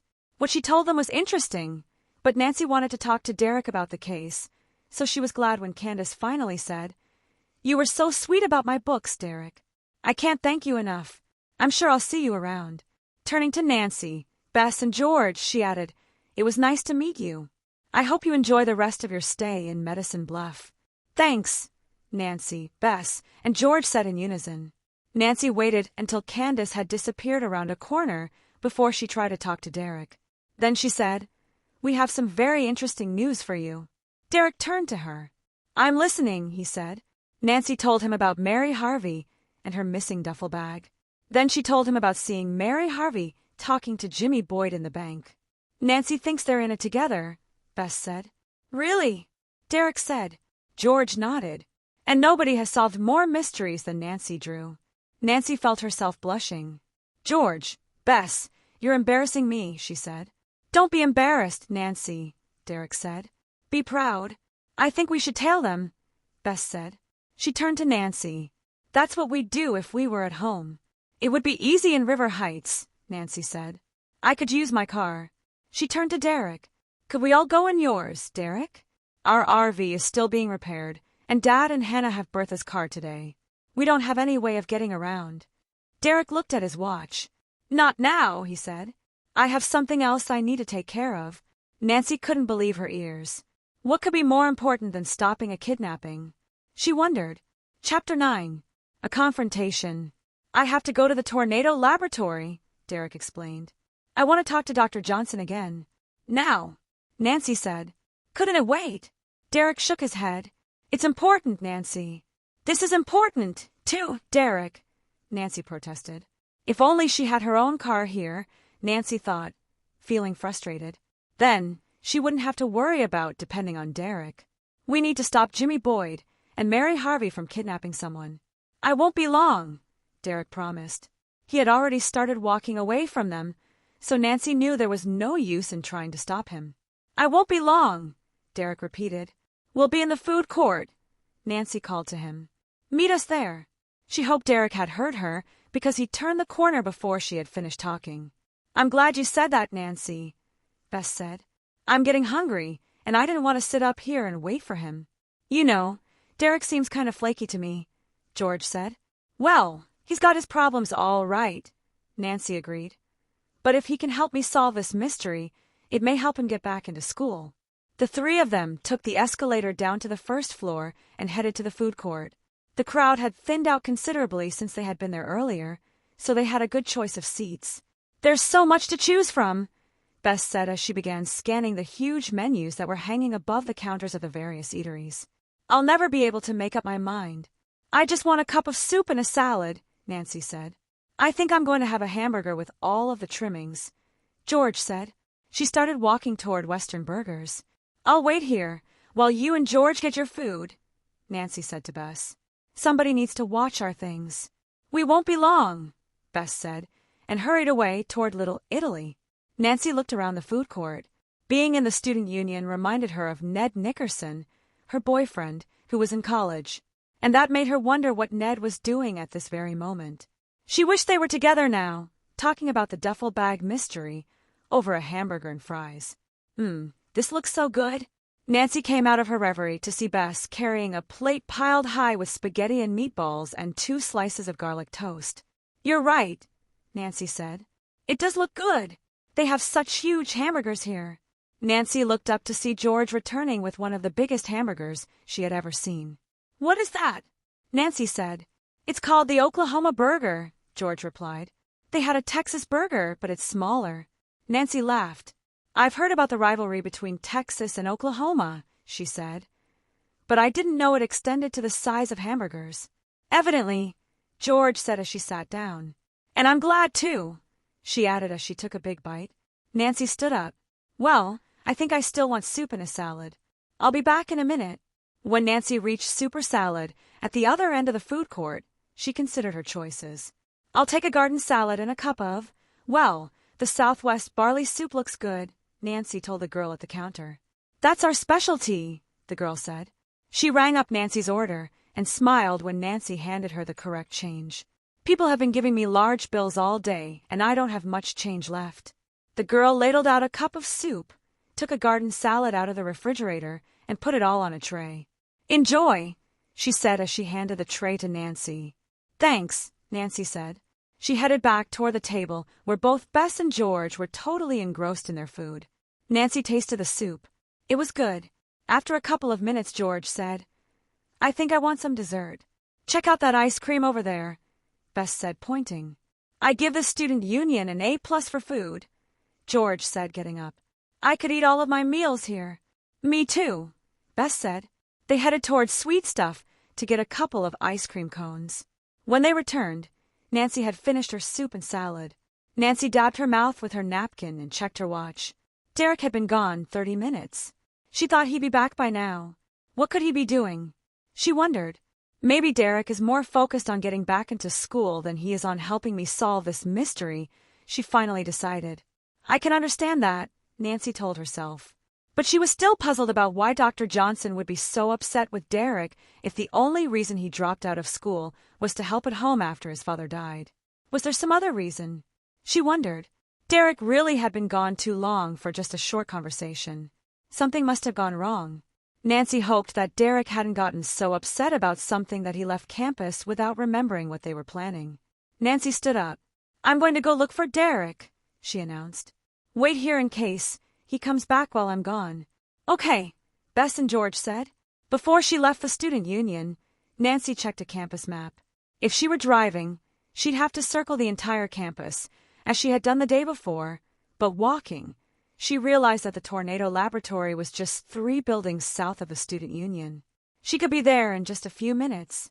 She decided on the route that seemed the most likely, thinking that if Derek were on his way back, she'd meet him, and then they could walk back to the union together. Nancy exited the student union on the south, rather than going out the main entrance, and found herself in a large courtyard. She was amazed at how well landscaped the campus was, given the relatively arid nature of the region. There were trees and shrubs everywhere, and from time to time she came upon hidden garden spots that were very inviting because of the cool shade they offered. Finally, she reached the tornado laboratory, but instead of going into the building through a rear entrance, she decided to go around to the front, as she had done the day before, so she would be in the main lab area. When she opened the door, a couple of people looked up momentarily, but the rest of them kept their eyes glued to the computer screens in front of them. Nancy headed toward the back of the room, toward the door through which Dr. Johnson had come the day before. It led to a corridor that was lined with what Nancy thought might be offices, but all of the doors were closed. She had just turned around to go back into the main lab area to ask if anyone had seen Derek when she heard angry shouting coming from somewhere down the hall and around the corner. She started walking in the direction of the voices. When she turned a corner, she could see an open door at the end of the corridor. As she approached it, she recognized Derek's voice. But it was a Derek she didn't know. "You're a sorry excuse for a director," Derek screamed. "The university should fire you. You're stupid, and you don't know half of what I know about tornadoes." Nancy reached the door to Dr. Johnson's office just as the director shouted, "Get out of here. Don't let me ever see you in the tornado laboratory again, or I'll have you arrested." "You just try it and I'll, Derek," Nancy said. Derek whirled around, and Nancy saw that his face was so contorted with anger that a vein in his temple was pulsing. "Is this young man a friend of yours?" Dr. Johnson demanded of Nancy. "Yes, he is," Nancy said. "Then get him out of here before I call the police," Dr. Johnson said. Nancy touched Derek on the arm. "Come on," she said. "We have things that we need to do." Nancy was actually surprised when Derek almost let her pull him out of Dr. Johnson's office. They had gone only a few feet when Dr. Johnson slammed the door behind them. Nancy felt Derek tense, but she didn't let go of his arm. Instead of going back through the laboratory, Nancy saw an exit sign at the end of the corridor and headed toward that. The bright sunlight blinded her as they exited, and she realized that this was the rear entrance that she had seen before. Nancy waited until they had reached one of the hidden gardens before she stopped. She opened her mouth to speak, but Derek stopped her with, "Why were you spying on me?" The accusation stunned Nancy. "I wasn't spying on you. I was worried about you." "Why?" Derek demanded. "Why?" Nancy asked incredulously. "You said you'd be back in a few minutes. You weren't." Derek took a deep breath. "I'm sorry." Nancy nodded in the direction of the tornado laboratory. "What was that all about?" she asked. "I'm just angry because Dr. Johnson still won't listen to my ideas about storm chasing," Derek said. "They're doing it all wrong. They'll never get any good data if they don't change the way they collect it." "Derek, you just have to realize that some people are like that," Nancy said. "They don't like it when other people, especially younger people, suggest changes." "I guess you're right, Nancy," Derek said. He sighed. "I'm sorry. I just lost my temper, and I shouldn't have. It won't do me any good." "That's true," Nancy told him. "Well, at least I got it off my chest," Derek said, giving her a big smile. "And now I'm ready to solve the mystery." "Good," Nancy said. She grabbed his arm, and they hurried back to the student union at a fast clip. They found Bess and George standing in front of China Walk. "We were just admiring the scenery," Bess explained. Nancy laughed. "Well, come on, you two. It's time to go," she said. "Derek's here now. So let's see if we can find Jimmy Boyd and Mary Harvey and try to stop a kidnapping." Chapter 10. Caught. Derek knew where Jimmy Boyd lived, so they drove from the student union to a trailer park on the outskirts of Medicine Bluff. Jimmy's mobile home looked as if it had seen better days. The yard around it was full of tall weeds. "What a dump," Bess whispered. "Maybe Jimmy can't afford anything else," Nancy said as she surveyed the dwelling. "I'm glad we're all together," George said. "I'd hate to be out here by myself." Derek turned to Nancy. "You're the detective. What do we do now?" "We wait," Nancy replied. "His pickup is here, so he's probably home. I have a feeling we won't have to wait long." But 3 hours later they were still there. "It's starting to get dark," Bess said.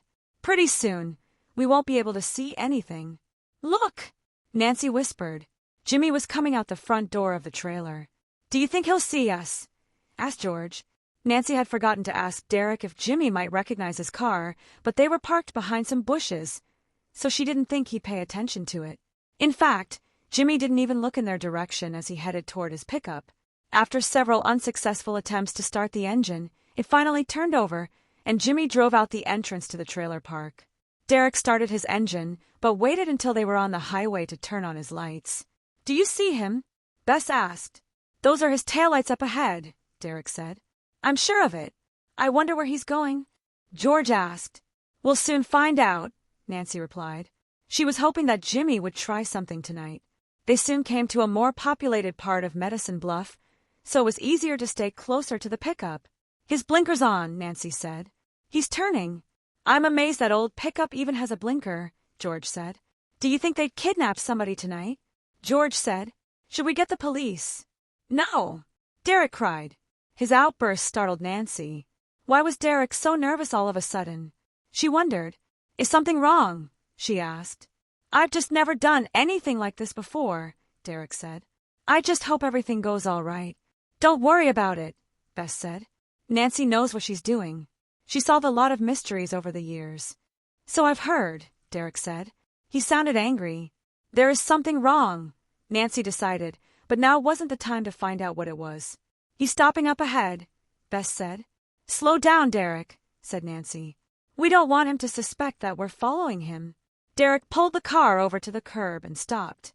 Instead of going into any of the houses, though, Jimmy simply honked. "That is so rude," Bess said. "I'd never go out with a guy who did that." In a few minutes, Mary Harvey came bounding out the front door of a white clapboard house and ran to the pickup. Nancy remembered that Mary said her mobile home had been destroyed in the tornado and guessed she was staying with relatives. She was barely inside before Jimmy Boyd took off down the street. "He's in a hurry," Nancy said. "This doesn't look good." Derek pulled back into the street and began following the pickup again. "You remember what those ransom notes said, Nancy," George said. "The person delivering the money had to be at those pay phones at very definite times." "I know, George, but that's after the kidnapping," Nancy said. "And Deputy Austin said that no kidnapping had taken place. Maybe they have to be at a certain place at a certain time in order to kidnap this person," Derek said. "Maybe that's the only time the person will be there." "Yeah," George agreed. "Maybe that person will only be by himself for a few minutes, and that's when they'll do it."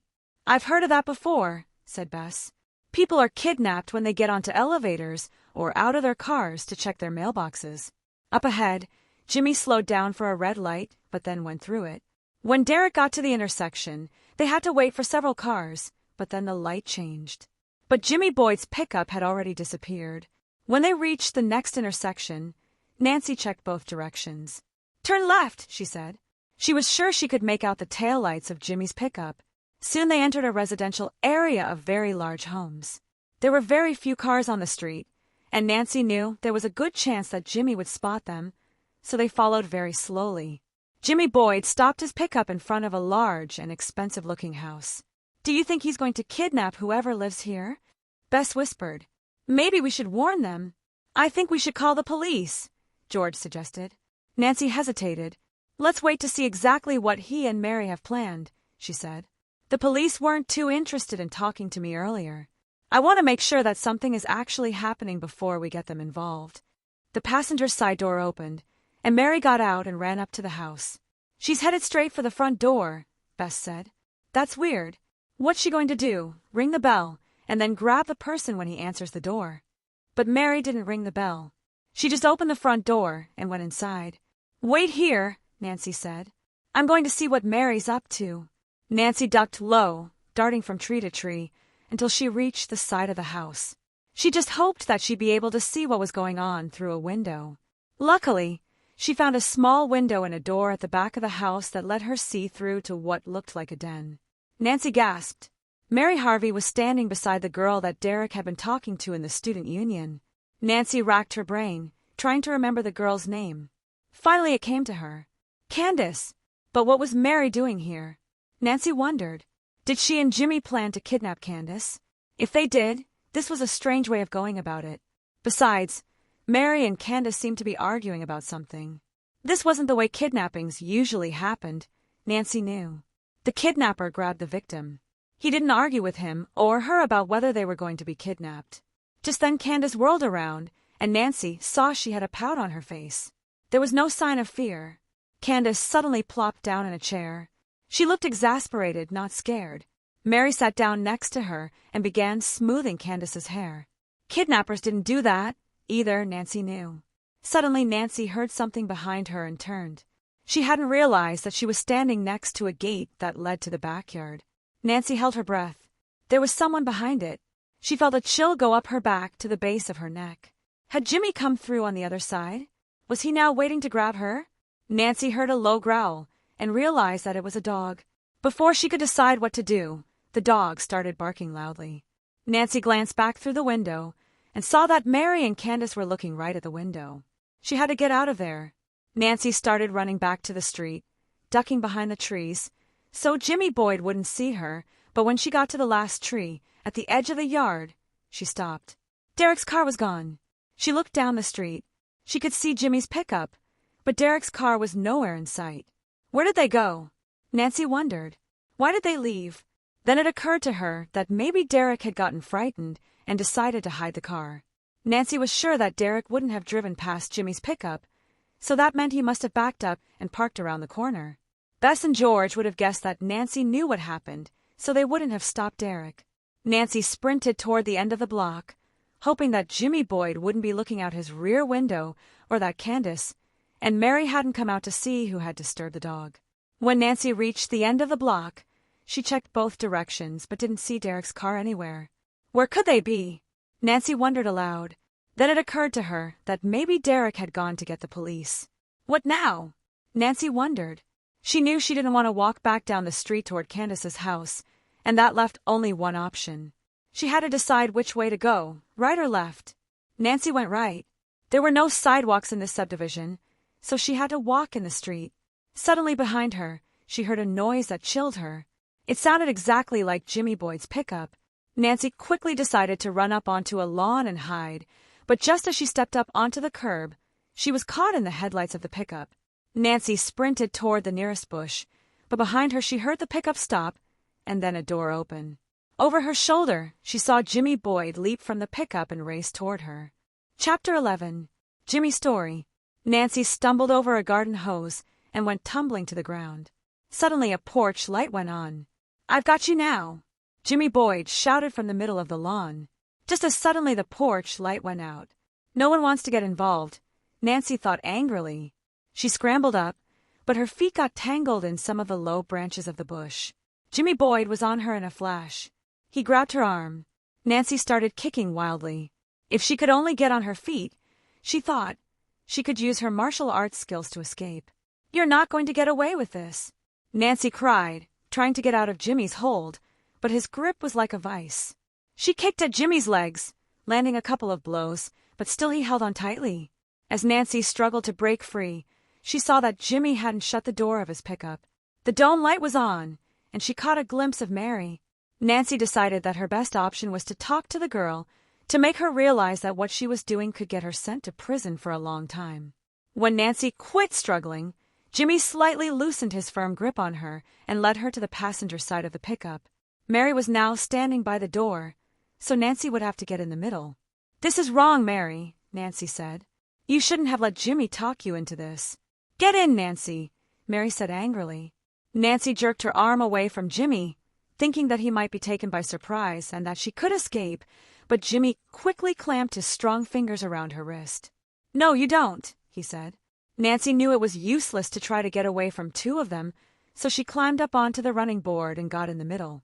Jimmy peeled out down the street before Mary had shut her door. "Jimmy, stop that!" Mary cried as she struggled to get the door closed. To Nancy's surprise, Jimmy slowed down. "I'm sorry," he said. "I wasn't thinking." This wasn't what Nancy expected to hear.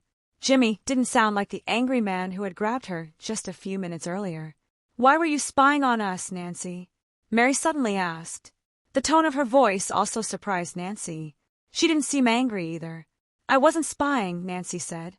"I was just trying to stop you from kidnapping Candace." "What?" Jimmy cried. "That's the craziest thing I've ever heard," Mary said. "Candace is my sister." Nancy was stunned. "Your sister?" "Yes," Mary replied. "Well, she's really my half-sister. We have the same mother, But her father is Dr. Johnson, the director of the tornado laboratory at the university. I don't understand, Nancy said. Quit playing games, Nancy, said Jimmy. Mary and I know what you people are really planning to do. What are you talking about? Nancy asked. What people? The people with you at Bertha's farm, Jimmy said. You're not going to get away with this. Nancy's head was beginning to spin. Nothing was making sense to her. What is it that you think we're planning? She asked. When Jimmy didn't say anything, Nancy said, You're the one who hit me over the head and stole that duffel bag, aren't you?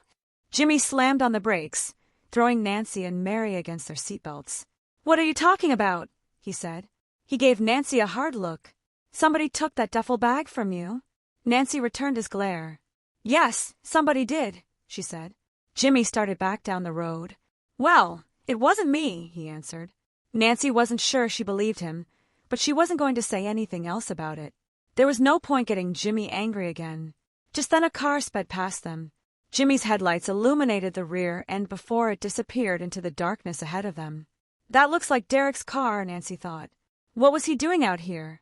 Then it occurred to her that he could be taking Bess and George back to the farm, which meant they must be headed in that direction too. Was Jimmy Boyd taking her home? Nancy looked at him. I don't understand. You just kidnapped me. Why are you bringing me back to the farm? Jimmy Boyd shook his head. You have some of the weirdest ideas, he said. Why in the world would we kidnap you? Mary asked. Nancy thought she seemed genuinely surprised at the accusation. Was Jimmy Boyd telling the truth about not taking the duffel bag? But if he didn't do it, who did? Nancy wondered. Jimmy reached the turnoff to the farm and headed up the rutted lane. Abruptly, they were blinded by two bright lights. Jimmy! Mary screamed. That car is coming right toward us. Jimmy jerked the steering wheel and swerved just in time to miss being hit. That is Derek's car. Nancy realized. Why is he driving so crazily? What's wrong with that guy? Mary said. He's going to get someone killed.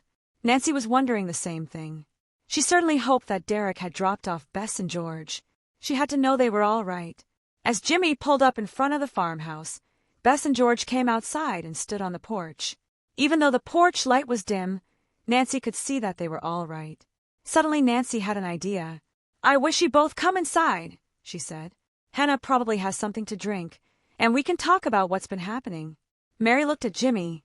I think we should, she said. I'm really confused about everything. Nancy could see that Jimmy was thinking it over. Finally he said, Okay. As the three of them got out of the pickup, Bess and George hurried to greet Nancy. Are you all right? Bess asked.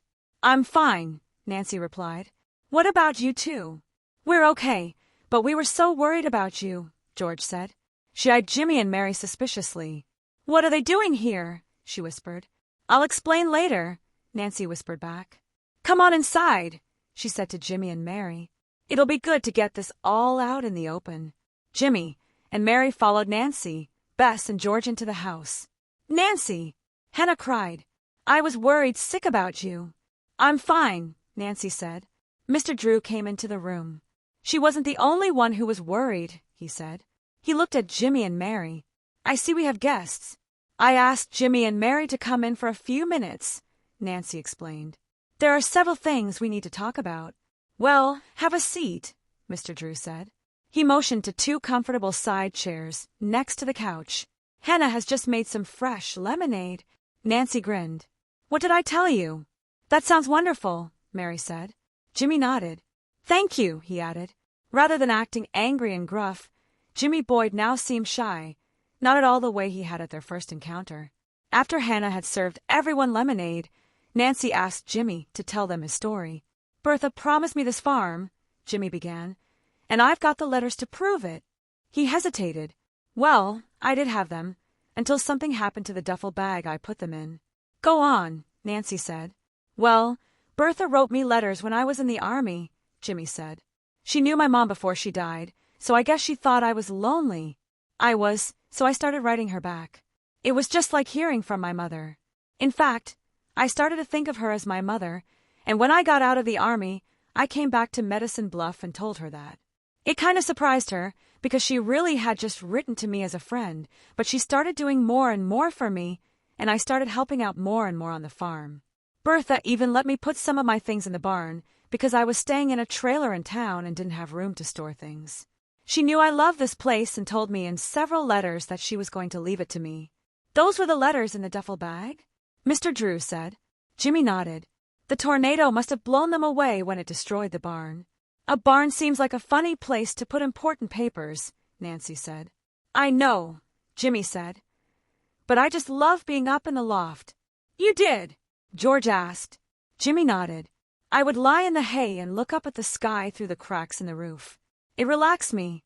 He was always a different person when he came back from the farm, Mary said. It just did something for him. What about the duffel bag you lost? Nancy asked Mary. What do you think happened to it? Mary blushed. I didn't really lose one, she admitted. I don't live in a mobile home that was lost either. Sorry. Jimmy told me about the argument he had with you, and I thought if I told you the duffel bag was mine, you'd let me have it. Nancy knew that if both Jimmy and Mary were telling the truth, she was back at the beginning in her attempt to solve the mystery. Of course, some people were really good at making up stories that tugged at people's heartstrings, and both Jimmy and Mary had done a good job with Hannah. Have some more cookies and lemonade, Hannah gently said to them both. Sounds good to me, Jimmy answered. Nancy turned sharply. She thought she had heard a car door slam, but no one else seemed to have noticed it. While everyone else was busy getting refills of lemonade and cookies, Nancy went to the window. 2 bright taillights were disappearing down the lane. Had someone been spying on them? She wondered. Chapter 12. Derek has a plan. I'm sorry to have to break this to you, Jimmy, Nancy said, but the duffel bag we found in the tree didn't have any letters to you from Bertha. Jimmy looked stunned. It didn't, Jimmy, Mr. Drew added. We would tell you if it did. Well, where did it come from? Then, if it didn't come from the barn? Jimmy asked. That's what Nancy wanted to know. I suppose it could have come from anywhere, she replied. Someone at the tornado laboratory told me it could have come from as far as 20 miles away. 20 miles, Hannah said. Nancy nodded. Of course, Derek thought that the tornado had picked the duffel bag up in the barn and blown it into the tree. And that would mean the duffel bag could be Jimmy's. But how did that explain the ransom notes? Something was not right here, Nancy knew. Was Jimmy lying about what was in the duffel bag? Nancy had only Jimmy's word that Bertha had promised him the farm. He could just be making that up, she knew. Or maybe Derek's calculations were wrong. What was in the duffel bag? Mary asked. Bess and George looked at Nancy. That's something that the police don't want me to talk about, Nancy said. They really wouldn't, she told herself, if they had just taken her seriously. And it's not really fair to involve you if a crime's about to be committed. Nancy watched to see Jimmy and Mary's reaction, but they both seemed to accept Nancy's explanation. They were either good actors, or they really didn't know about the ransom notes. We'd better go. It's getting late, Mary said. I have to be at the bank early tomorrow. Thanks for bringing me home, Nancy said. I'm sorry for all of the confusion. Oh, that's all right, Mary said. She leaned over to Nancy and whispered, Jimmy is really upset about losing those letters. This farm was all he thought about when he was in the army. It kept him going. Please try to help him. I'll do what I can, Nancy whispered back. Mary gave Nancy a friendly smile, then followed Jimmy out to the pickup. Bess and George stood behind Nancy as she watched the taillights of Jimmy's pickup wink into the darkness. What do you think, Nancy? Bess asked. Were they telling the truth? I don't know, Nancy replied. She turned and raised an eyebrow at both of them. What I want to know now is why you drove off and left me. We didn't, George protested. You left us. Nancy gave them a questioning look. What do you mean? I searched all over for you and couldn't find you anywhere. That's because we were too well hidden, George said. You'll have to explain that, Nancy said. Well, Derek started getting nervous, Bess said. He was sure that any minute Jimmy would see us, so he decided to find someplace else to park. So he backed up, then pulled into a driveway and parked behind some bushes, George said. We saw you running away from the house, Bess said. But by the time Derek got his car started, you had disappeared. Something about the expression on Bess's face made Nancy ask, What's wrong? Well, maybe I shouldn't say this, Nancy, because I know you like Derek, Bess said. But, well, there was something about what Derek did that made me think he was trying to hide from you. Where did you get that notion, Bess? George asked. Derek was really upset that we couldn't find Nancy after he got the car started. Nancy was getting tired, so she decided not to pursue the matter now, but it was something to think about because Bess had always been a pretty good judge of character. The next morning Nancy was up early. When she went into the kitchen, Hannah had already made breakfast for Mr. Drew. He was sitting alone at the table, reading some legal briefs. "Well, good morning," Mr. Drew said. "I thought you might sleep late after such an exciting evening." "No, I feel fine," Nancy said. "It must be all this country air." "I was thinking the same thing," Mr. Drew said. "Sit down and have some breakfast with me. We haven't had a chance to talk since we got here." Nancy pulled out a chair, then buttered a piece of toast and poured herself a glass of orange juice. "Will you be needing Bertha's car today?" Nancy asked. Mr. Drew thought for a minute. "No. We've taken care of most of the necessary legal matters. Hannah wants to finish looking through some of Bertha's things, and I was going to catch up on some work." "Why?" "I need to go into Medicine Bluff. I thought Bess and George could go with me." "I have to tie up some loose ends," Nancy said. "Since last night, I don't know what to believe. Actually, I don't know whom to believe." Mr. Drew put down the papers he had been reading. "Nancy, I've been thinking about something," he said. "Maybe those ransom notes were just a prank after all." "I've thought about that, Dad," Nancy told him. "But I have a feeling that they weren't." Just then Bess and George came into the kitchen. "There's something about breakfast on a farm that makes me ravenous," Bess said. Nancy laughed. "Bess, get real. There's just something about food that makes you ravenous." George and Bess sat down and began filling their plates. Hannah put more toast and jam and orange juice on the table. "Bacon and eggs, anyone?" "Sounds good to me," George said. "Me too," Bess agreed. Nancy sighed. "So much for getting an early start," she said. "What's up?" George asked. "I need to talk to Derek," Nancy said. "Jimmy and Mary brought up some things I hadn't thought about." "I know what you mean," Bess said. "They don't seem as bad as I thought they were." Nancy realized that Bess had just said what she had been thinking but didn't really want to admit. "Well, I don't have to have eggs," Bess said. "Me either," George said. "Just let me finish my toast and orange juice." "I don't mean to rush you," Nancy protested. George finished off her orange juice. No, she said with a grin. "I don't want to keep the great Nancy Drew waiting. We can't let eggs and bacon get in the way of a mystery to be solved." Nancy rolled her eyes. True to their word, after just a few minutes, Bess and George were ready to leave for Medicine Bluff. "Get ready for the roller coaster ride," Nancy said, as she began maneuvering over the ruts in the lane that led to the road. Even with Nancy's driving skill, the car still bounced up and down violently. "This thing needs some shocks badly," George said. "It's going to shake my breakfast up." "That is so gross, George," Bess said. Finally they reached the end of the lane, and Nancy turned left to head into Medicine Bluff. "Oh, no!" Bess gasped. "What's wrong?" Nancy asked. "Don't look now," Bess said. "But I think Jimmy Boyd's pickup is behind us." Nancy glanced in the rearview mirror and saw that Bess was right. "Where'd he come from?" she asked calmly. George turned to look out the rear window.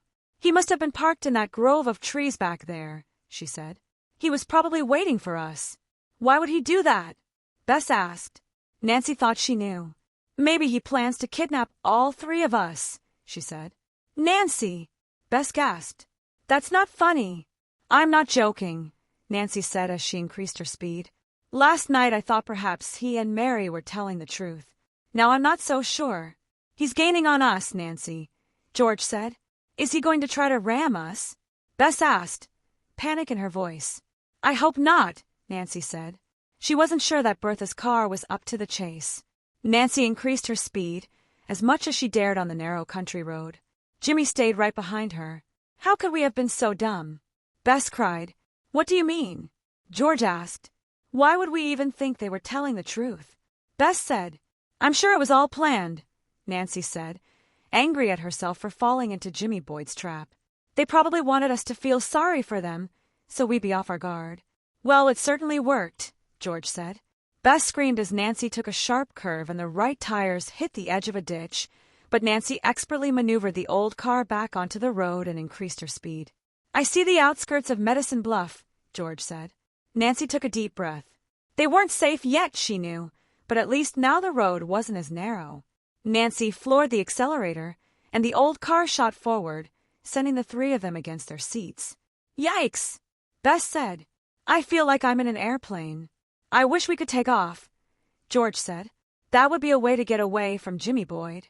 Nancy glanced in the rearview mirror and realized that they were leaving Jimmy farther and farther behind, but she didn't take her foot off the accelerator until they reached the Medicine Bluff city limits.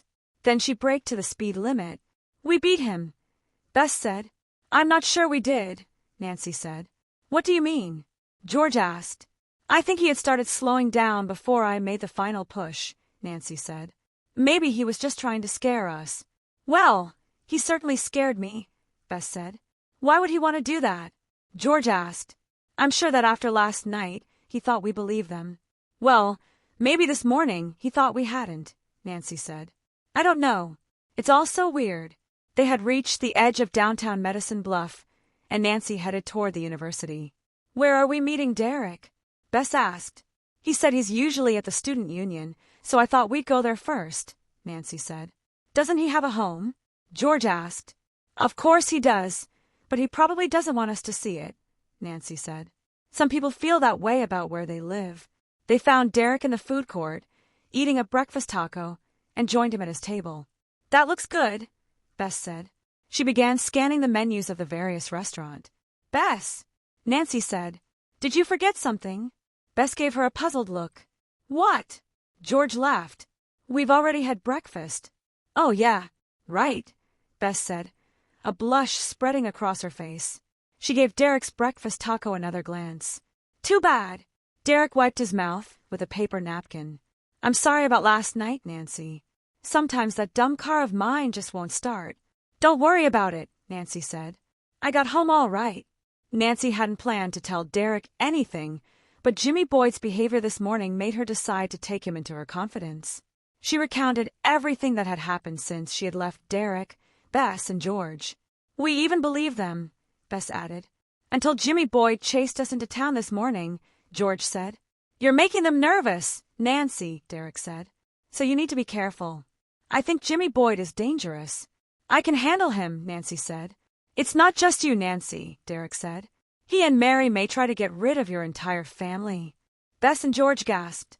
Derek could be right, Nancy thought, and wondered if it was safe for her father and Hannah to be alone in the farmhouse. But that doesn't really make sense, Derek, Nancy said. Even if Jimmy did something to all of us, that wouldn't mean he'd get the farm. It might, Nancy, Derek insisted. What if he really does have a letter from Bertha? If Hannah is no longer in the picture, some judge just might decide to give it to him.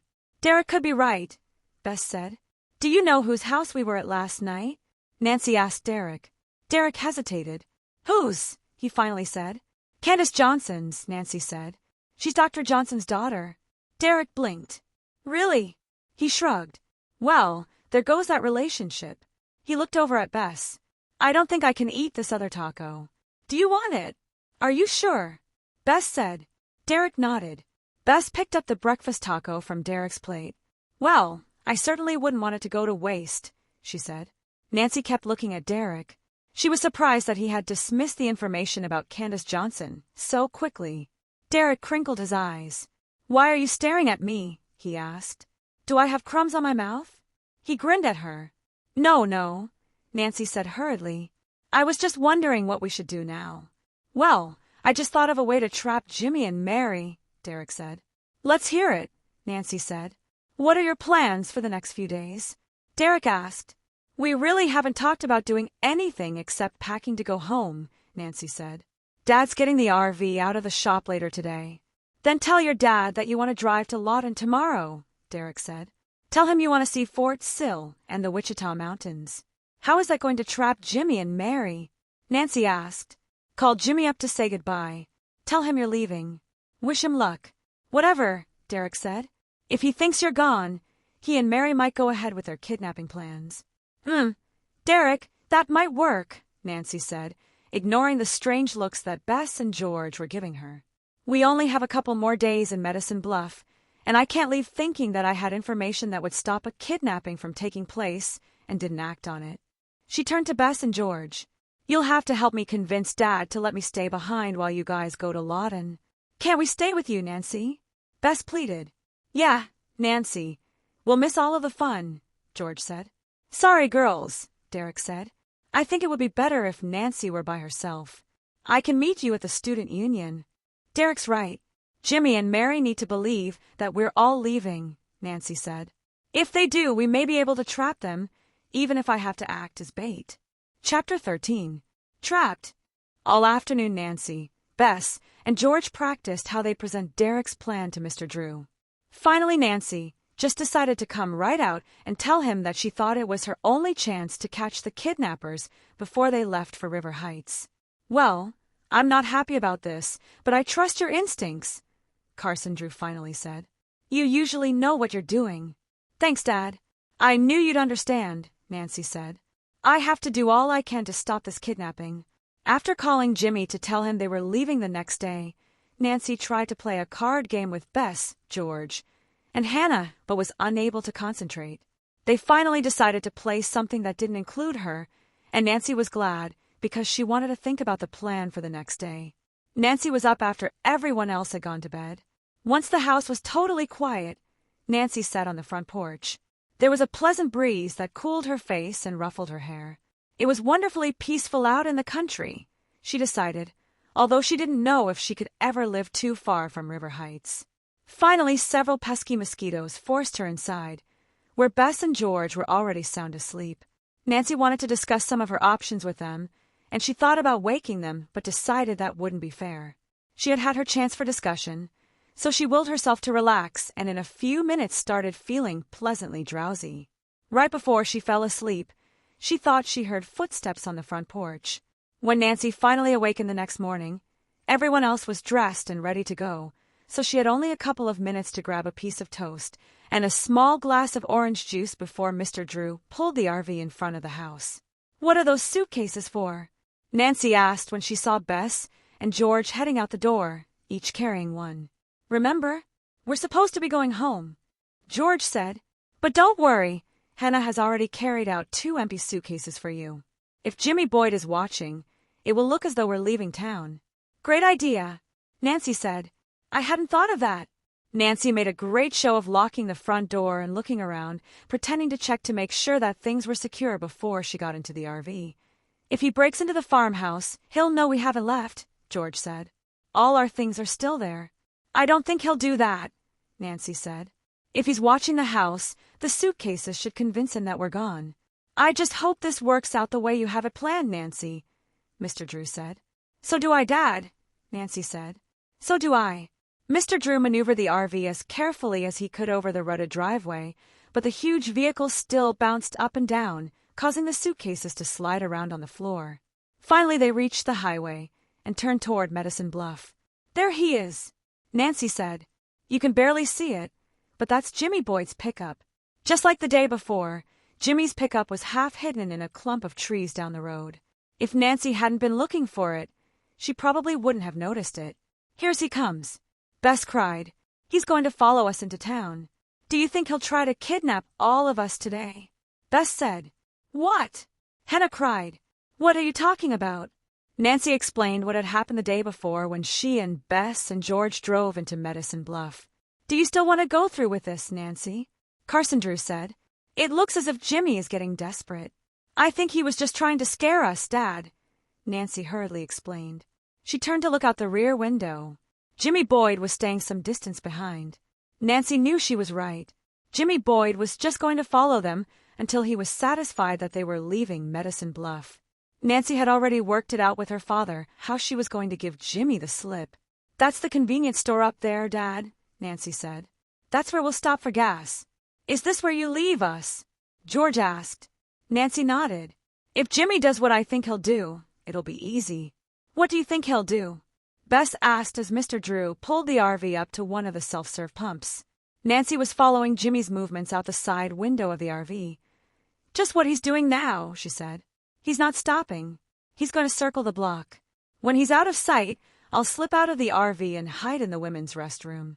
He's turned the corner, Nancy, George cried. Mr. Drew got out and started filling up the RV. This is it then, Nancy said. Have fun. When you get back, let's hope that Jimmy and Mary will be in jail. Be careful, Nancy, Hannah pleaded. Nancy squeezed Hannah's hand. Don't worry, I'll be just fine. With a wave to Bess and George, she slipped out of the RV. She used the street side door, so no one in the convenience store would see her getting out. I'll see you soon, Nancy, Carson Drew whispered when Nancy passed by the gasoline pump. Right, Dad, Nancy whispered back without looking at him. She didn't want anyone connecting the two of them to the RV and wondering why Nancy didn't get back into it when it pulled out. Inside the convenience store, Nancy quickly found the women's restroom. She was glad that it was empty and that it was sparkling clean. She wouldn't mind staying in here for several minutes until she felt that Jimmy Boyd was back on the road, following the RV. By her watch, Nancy waited for 15 minutes. A couple of times people knocked on the door, but Nancy refused to be hurried. Finally, she opened the door of the restroom and was confronted by a lady who gave her a dirty look. Sorry, Nancy said pleasantly. Nancy was glad that the clerk was waiting on another customer and didn't pay any attention to her. She slowly wandered down the aisles of a store, pretending to shop as she made her way toward the front, where she could look out the windows to see if the RV was gone. It was. Nancy positioned herself by the magazine rack, picked up a couple of the magazines and pretended to leaf through them, but really looked at the street to make sure that Jimmy Boyd had also driven by and seen that the RV was gone. Finally, when Nancy felt the eyes of the clerk on her, she sighed, acting as though she simply couldn't find what she wanted, and left the store.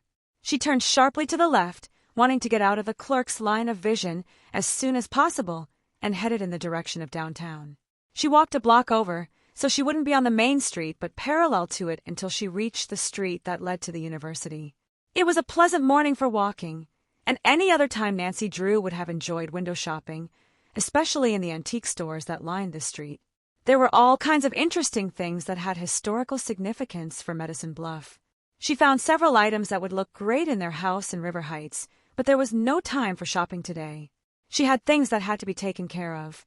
When Nancy reached University Avenue, she turned in the direction of the campus, but had only gone a block when she heard someone honk. Her heart skipped a beat. Had Jimmy Boyd spotted her? She wondered, but when she turned around, Derek was pulling up to the curb. Get in, he called to her. Nancy opened the passenger side door, but Derek's backpack was piled on the seat. Oh, sorry about that, Derek said. Just toss it in the back. Nancy picked up the backpack, but it was too heavy just to toss over the seat, so she pulled it out and opened the back door. Just as she dropped the backpack onto the back seat, she saw something that looked very familiar. She glanced up at Derek. He was busy tuning the radio. I'll check it out later, she decided. I see the plan worked, Derek said as Nancy fastened her seatbelt. Like a charm, Nancy said. No problem at all. She looked at him. But what are you doing here? She asked. I thought we were supposed to meet at the student union. I got restless. I thought I'd probably find you along here, Derek said as he pulled away from the curb and headed back toward Main Street. So everyone's gone to Lawton? You're the only one in Medicine Bluff. Nancy nodded. I'm the only one, she said. She smiled at Derek. Derek smiled back but didn't say anything. I think the first thing we should do is stake out Mary's house, Nancy said. I'm sure that Jimmy will follow the RV only until he's sure we've left town and aren't coming back. Then he'll return to Medicine Bluff. In fact, he may already be back. Could be, Derek said. He was craning his neck to look through the front windshield. Look at those clouds. Have you ever seen anything so beautiful in your life? Nancy looked to where Derek was pointing. To the west, there was a huge bank of black clouds on the horizon. They look kind of scary to me, she said. Derek turned to her. They're heading this way, too. Medicine Bluff is going to have a monster tornado before the day is over. Then we should work fast, don't you think? Nancy said. Derek took a deep breath, let it out, and then seemed to sink back into the seat of his car. I know how weather affects you, Derek, Nancy said, but we've got to stay focused on the kidnapping. Derek looked at his watch. We need to go to my house first. I have some things I need to pick up. What kinds of things? Nancy asked. Just storm chaser stuff, Derek said. I'm not going to miss chasing what I know will be one of the biggest storms of the year. Okay, Derek, just stop the car, Nancy said. I want out. Derek continued to drive. In fact, Nancy was sure that he had even speeded up some. I mean it, Derek, Nancy said. Don't be angry, Nancy, Derek said. He was looking straight ahead. A person has to do what he has to do. I know, Nancy said. I have to solve this mystery. She nodded in the direction of the clouds. That storm isn't even close to us. You're wrong, Nancy, Derek said. It's moving fast. Nancy looked again. Derek was right. The clouds were much larger now than when Derek had first pointed them out to her. It was incredible how fast they had exploded. Well, after you get your equipment, could we just drive by Mary's house? Nancy asked. If Jimmy's pickup isn't there, then I won't say another word. Okay, Derek said. They drove in silence for several minutes until they came to a stop outside a small frame house. You'll have to stay in the car, Derek said. Mom doesn't like company. That's okay, Nancy said. Derek pulled into the narrow driveway and stopped the car. I won't be long, he said. He got out without glancing back at her. Nancy waited until Derek was inside the house. Then she stood on her knees and looked over into the floorboard of the back seat. I was right, she cried. It is a green duffel bag. Now everything was really beginning to fall into place. Nancy thought she had glimpsed it when she had put Derek's backpack on the back seat, but she had to be positive.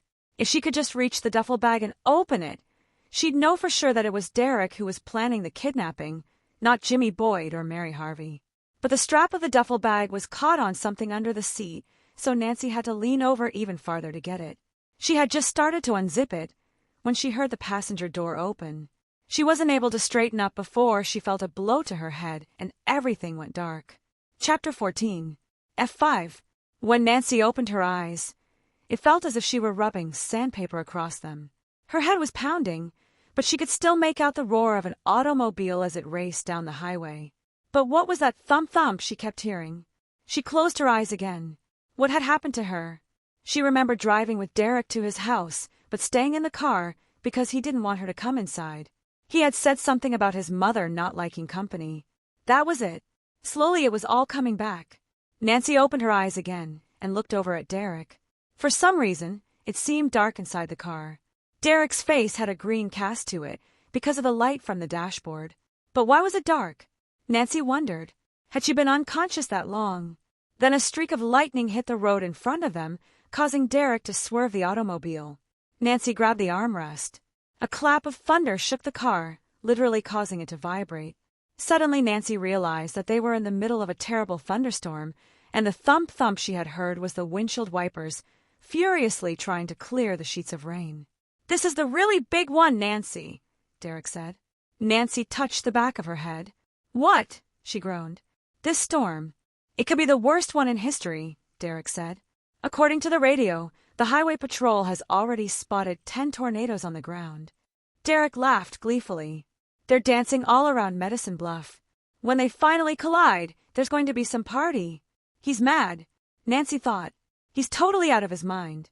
Derek, please slow down, Nancy said, and fastened her seatbelt. You're going too fast in this rain. Oh, you can't go too fast, Nancy, when you want to catch up with a tornado, Derek said. He looked over at her. And that's what we're doing. Nancy was trying to think fast, but her head was in no condition to deal with what she was hearing. All she wanted to do was close her eyes and go back to sleep, but she knew her life depended on staying awake. Nancy tried to see through the sheets of rain that were lashing the car. How do you even know where the tornadoes are? She said. You can't see anything.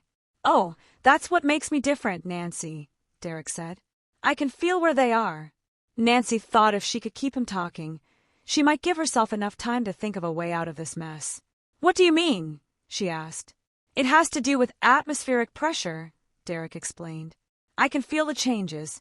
I know how it feels when a tornado is around. You mean you know there are tornadoes around by the way you feel? Nancy continued to question. Derek grinned. Yes. For a minute he took his hands off the steering wheel and placed one on each ear. My head's killing me, Nancy. It's the atmospheric pressure. The automobile hit the muddy shoulder and started to spin, but Derek grabbed the wheel and, to Nancy's amazement, expertly got it back onto the pavement. Derek, please don't do that again, Nancy pleaded. When Derek didn't say anything, she added, Why don't we stop for a minute, just to see if we can actually see the tornadoes? It's such a blur outside the window. Derek looked over at her. You just want to stop so you can escape, don't you? Nancy looked into his eyes. She suddenly realized that they hadn't even talked about why Derek had hit her. Nothing had been said about the green duffel bag either. "What are you talking about, Derek?" she said. "Why would I want to escape?" For just a minute Nancy saw puzzlement in Derek's eyes and she thought maybe she could convince him that she hadn't seen anything, but then Derek said, "That green duffel bag is mine, Nancy. I'm the one planning the kidnapping." "But you haven't done anything yet, Derek," Nancy told him. "If you never do it, then there's nothing the police can do to you because they already think those ransom notes are a prank." Derek was shaking his head. "It's too late, Nancy," he said. "I can't stop now. Everything is in motion. I've kidnapped you." "No, you haven't," Nancy said. "I went with you willingly." "But I'm not going to let you go," Derek said. "Why not?" Nancy asked. "What are you planning to do?" Derek laughed. "I'm not planning to do anything," he said. "But the tornado is." He pressed down on the accelerator, and the car shot forward into the heavy rain. "I have the perfect plan." He turned to her. "I had another perfect plan, too, until you interfered." "I want to help you, Derek," Nancy said. "If you really want to go back to the university and study weather, there are ways. People will think that we both died," Derek continued, oblivious to what Nancy had just said. "But you'll be the only one who actually dies." Nancy could feel herself getting frantic, but she willed herself to be calm. It would do no good to lose her composure now, she knew. She had to keep her wits about her. Even though everything was beginning to look hopeless, there had to be a way out of this. There just had to be.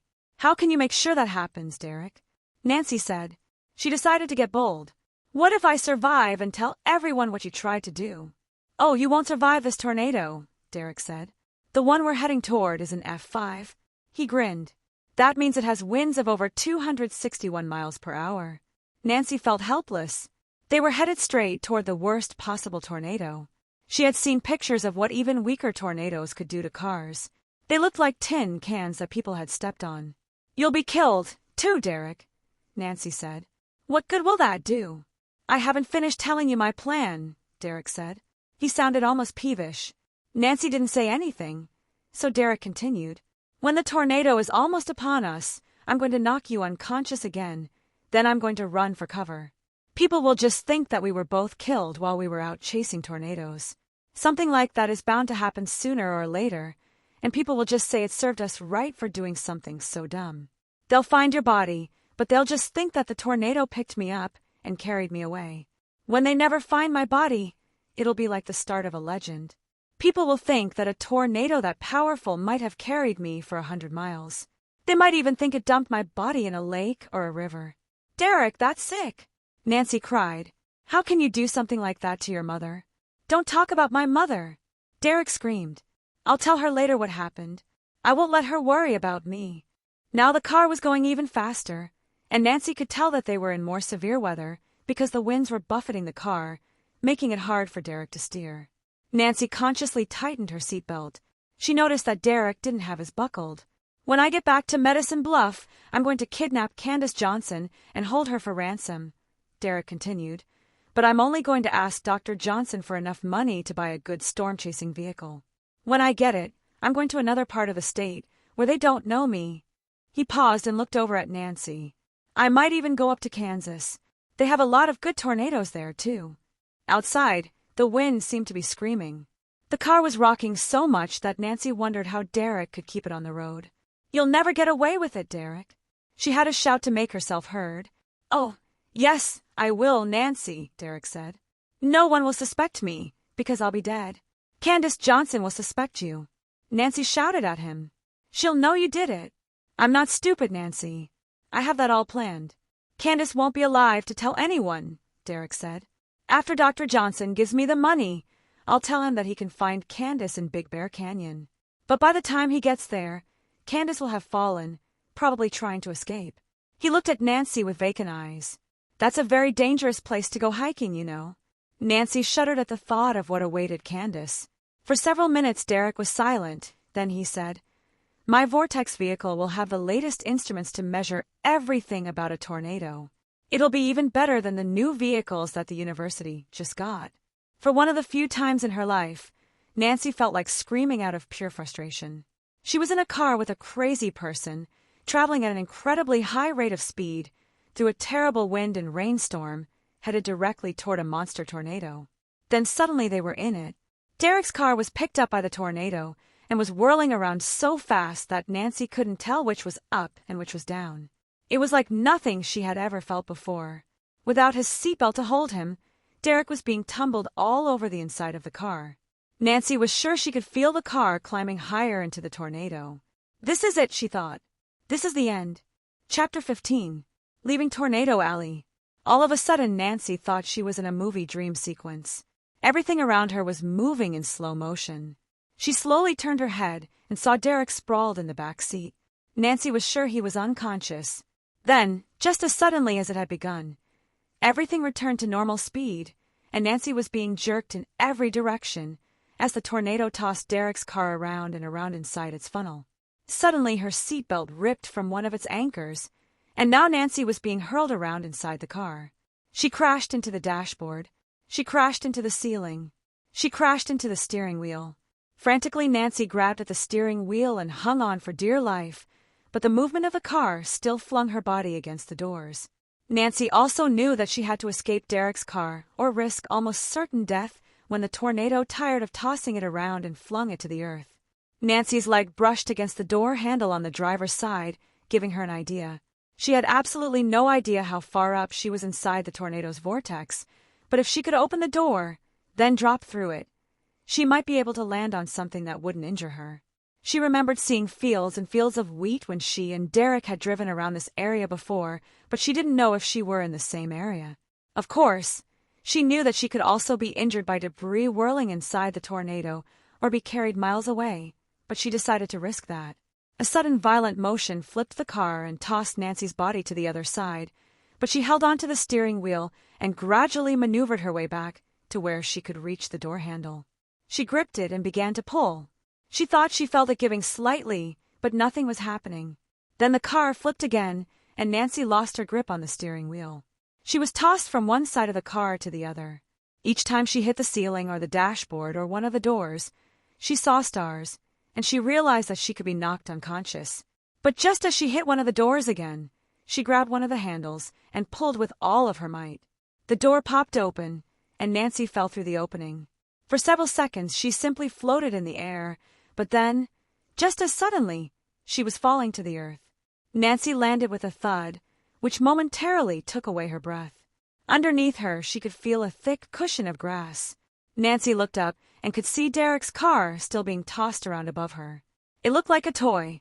Nancy realized that she was still inside the funnel, so she flipped herself and covered her head and buried her face in the wet grass, hoping the tornado wouldn't pick her up again. Finally, the wind stopped whirling around her, but Nancy could still hear the roar of the tornado, like the screaming of 1,000 jet airplanes, so she stayed where she was until her brain was finally able to convince the rest of her body that the tornado was moving away from her and that she was no longer inside it. Slowly, Nancy raised her head and looked around. She was in a grassy ditch next to the highway. Nancy shuddered and realized that she was cold. Turning, she could still see the tornado in the distance, perfectly shaped, as if it had been drawn on the sky. But her mind simply wouldn't allow her to believe that just a few minutes earlier she had been inside that monster wind. Suddenly, Nancy blinked. In the distance, a tiny car was falling to the ground, Derek's car. It was as if the tornado had spit it out.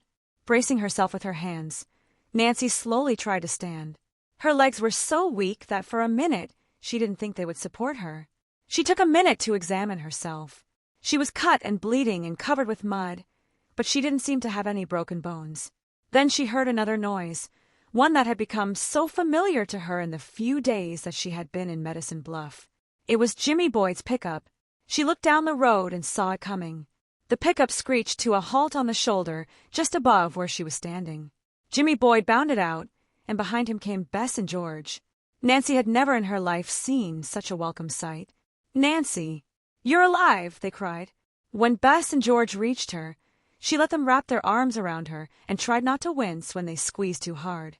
"What are you two doing with Jimmy?" she asked.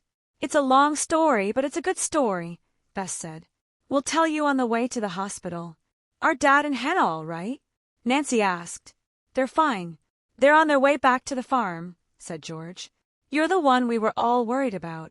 Nancy's legs were wobbly, so Jimmy picked her up and carried her to the pickup.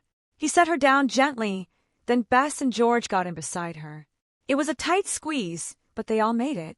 Now it's to the hospital to get you checked out, Jimmy said as he put the pickup in gear and headed into Medicine Bluff. I want to tell you what happened, Nancy said. You don't need to talk now, George said. You just need to rest. George is right, Nancy. I can't believe you're still alive, Bess said. I don't know what I would have done if you had been. Well, she's all right, and that's the important thing, Jimmy said. If she feels like talking, then let her talk, because people with concussions shouldn't be allowed to sleep. That's right, George said. If you don't stay alert, you might slip into a coma. Nancy, Bess cried. Start talking. Nancy smiled up at them. I think I'm going to be all right. I really didn't have a hard landing at all. Then she told them everything that had happened from the time she met Derek on her way to the university until they found her in the ditch beside the road. I think Derek was in his car when it fell to the ground, Nancy finished. I don't think he could still be alive. I'll tell the police about it as soon as we get to the hospital, Jimmy said. He shook his head. I've never heard anything like this before. You are so lucky. I know that, Nancy said. So it was Derek all the time, George said. He was going to kidnap Candace Johnson. Nancy nodded. When he suggested that crazy plan to get us out of town, I was sure it was him. Bess gasped. You were? And you still went through with your plan. It was the only way I could catch him. It worked, too, Nancy said. When I got into his car, I saw the green duffel bag on the floor. But he hit me over the head before I could do anything about it. How did he know you had it in the first place? George asked. You hadn't even met him then. That's my fault, Jimmy said. Nancy looked at him. Your fault? Yes, I mentioned it to him when he came by to ask me about dating Candace Johnson, Jimmy said. I told him that I thought you and your family were trying to steal the farm from me. Did he know where you kept your things in the barn? Nancy asked. Jimmy nodded. He'd come by from time to time, when I was there, to try to get me to get him a date with Candace. He knew that Candace liked me because I was dating her half-sister. I'm sure he was hoping to frame you for the kidnapping, Nancy said. He must have removed Bertha's letters from the duffel bag and put the ransom notes in it instead. He was probably going to call the police after the kidnapping and give them an anonymous tip on where to find it. But then the tornado blew the duffel bag into the tree before he could carry out his plan. Nancy yawned. Now tell me how the three of you got together, she said. Jimmy looked over at her and grinned. Your trick worked, Nancy. I followed the RV out of town, and it's a good thing, too, because it had 2 flats just a few miles from Medicine Bluff. Really? Nancy said. George nodded. It sounded like a big explosion, she said. Jimmy stopped to help. Bess said. Why? Nancy asked. I had already decided I was wrong about you and your family, Jimmy said. But I was following you just to make sure you were leaving, because I wanted to search the farmhouse for those letters. You mean they really exist? Nancy said. Yes, they exist, Jimmy said. I thought maybe you had found them and had hidden them because you didn't want me to have the farm. We never had them, Nancy said. If we had found them, we wouldn't have done something like that. I was afraid of that, Jimmy said. He sighed. Now I don't know what to do. Don't worry about it, Jimmy, Nancy said. She yawned and closed her eyes. Dad will figure something out. Nancy! Bess cried. Open your eyes. Nancy opened her eyes. Sorry. It's just that I'm getting so sleepy. How much farther to the hospital? George asked Jimmy. Just a couple of miles, Jimmy replied. He pushed the accelerator harder, and the pickup shot forward. I still don't understand how you knew where to find me, Nancy said. It wasn't hard. When Bess and George told me the whole story, I put 2 and 2 together, Jimmy explained, and I realized that it was Derek who was planning the kidnapping. But I also knew he would never miss a monster storm. Here's the hospital, Bess said. Jimmy screeched to a halt in front of the emergency entrance and began honking his horn. In just a few seconds, 2 attendants were rushing Nancy into the emergency room. Later that night, Nancy was back at the farmhouse, the doctors having pronounced her okay. She was suffering from mild exhaustion, but they had released her when she promised to get plenty of bed rest. Before she went to bed, though, Nancy called the Medicine Bluff Police Department. They told her that Derek had not survived the tornado. Then Nancy decided to telephone Derek's mother. She had a question she wanted to ask her. True to her word, Nancy was still in bed the next morning, with several pillows behind her back, eating the light breakfast that Hannah had prepared especially for her. Nancy was surrounded by Jimmy and Mary and Bess and George and Mr. Drew. Hannah bustled in from time to time to fluff Nancy's pillows and to see if she needed any more eggs. No, Hannah, I've had enough, Nancy pleaded. Anyway, I need to get up and get packed if we're going to leave this morning. Everything's packed, young lady, Hannah told her. And you're going to stay exactly where you are until your father is behind the wheel of the RV and ready to leave. Everyone in the room laughed, including Nancy. Nancy knew there was no use trying to fight Hannah when she had made up her mind about something. She looked over at her father. Have you finished the paperwork, Dad? Indeed I have, Nancy, Carson Drew replied. Hannah signed it already. And now, then, Jimmy, if you just sign here and give me $1, the farm and all its contents are yours.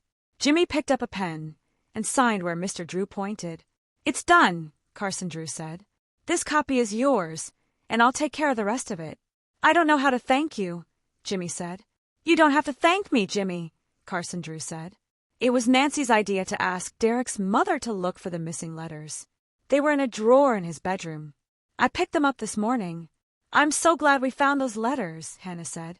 I would have felt terrible if I had sold this house when Bertha wanted you to have it all along. She sniffed. When I read those letters, I could tell that Bertha had come to think of you as the son she never had. I felt like she was the mother I thought I had lost, too, Jimmy said. But don't you need the money you would have made from the sale of the house? Hannah shook her head. I already have a wonderful home with the Drews, Jimmy. She gave Nancy and Mr. Drew a big smile. I don't need anything else. Jimmy put his arms around Mary. Now we can get married, he said. Outside, a bolt of lightning struck a tree, splitting it in two. Distant thunder rumbled, shaking the house. We're in another tornado watch, Jimmy said. The Weather Bureau expects really severe weather tonight. Then we should start for River Heights right away, Carson Drew said. That's a good idea, Dad, Nancy said. She slowly got out of bed. Jimmy, I wish you and Mary the best of luck, and I hope you have a wonderful life together, she said. But I just can't deal with another tornado. You know, this really doesn't happen all the time, Jimmy said. But there are a few weeks every spring when you begin to think it does. Nancy nodded. Unfortunately, that's the time we picked to visit Medicine Bluff. Mr. Drew handed Jimmy the keys to the farmhouse. Here you are, Jimmy and Mary. Welcome home. He turned to Nancy. Well, if everyone's ready, I guess we'd better start back to River Heights. Through the bedroom window, Nancy saw a dark cloud that seemed to have a circular motion in it. Ready when you are, Dad, Nancy said. I've flown in a tornado once, and I'd rather make the trip back in an RV any day. Thank you for listening to this audiobook. We hope you enjoyed the story. Your feedback is invaluable in helping us improve the quality of our audiobooks. We appreciate your support and look forward to bringing you more stories in the future. If you have any audiobooks you would like us to make, please comment on this video. If you enjoyed this and want to support more projects like this, please consider becoming a Patreon member. Patrons receive special access to exclusive audiobooks, early access to new releases, and the ability to listen to the MP3 versions. You can find the link to our Patreon page in the description below. Until next time, happy listening.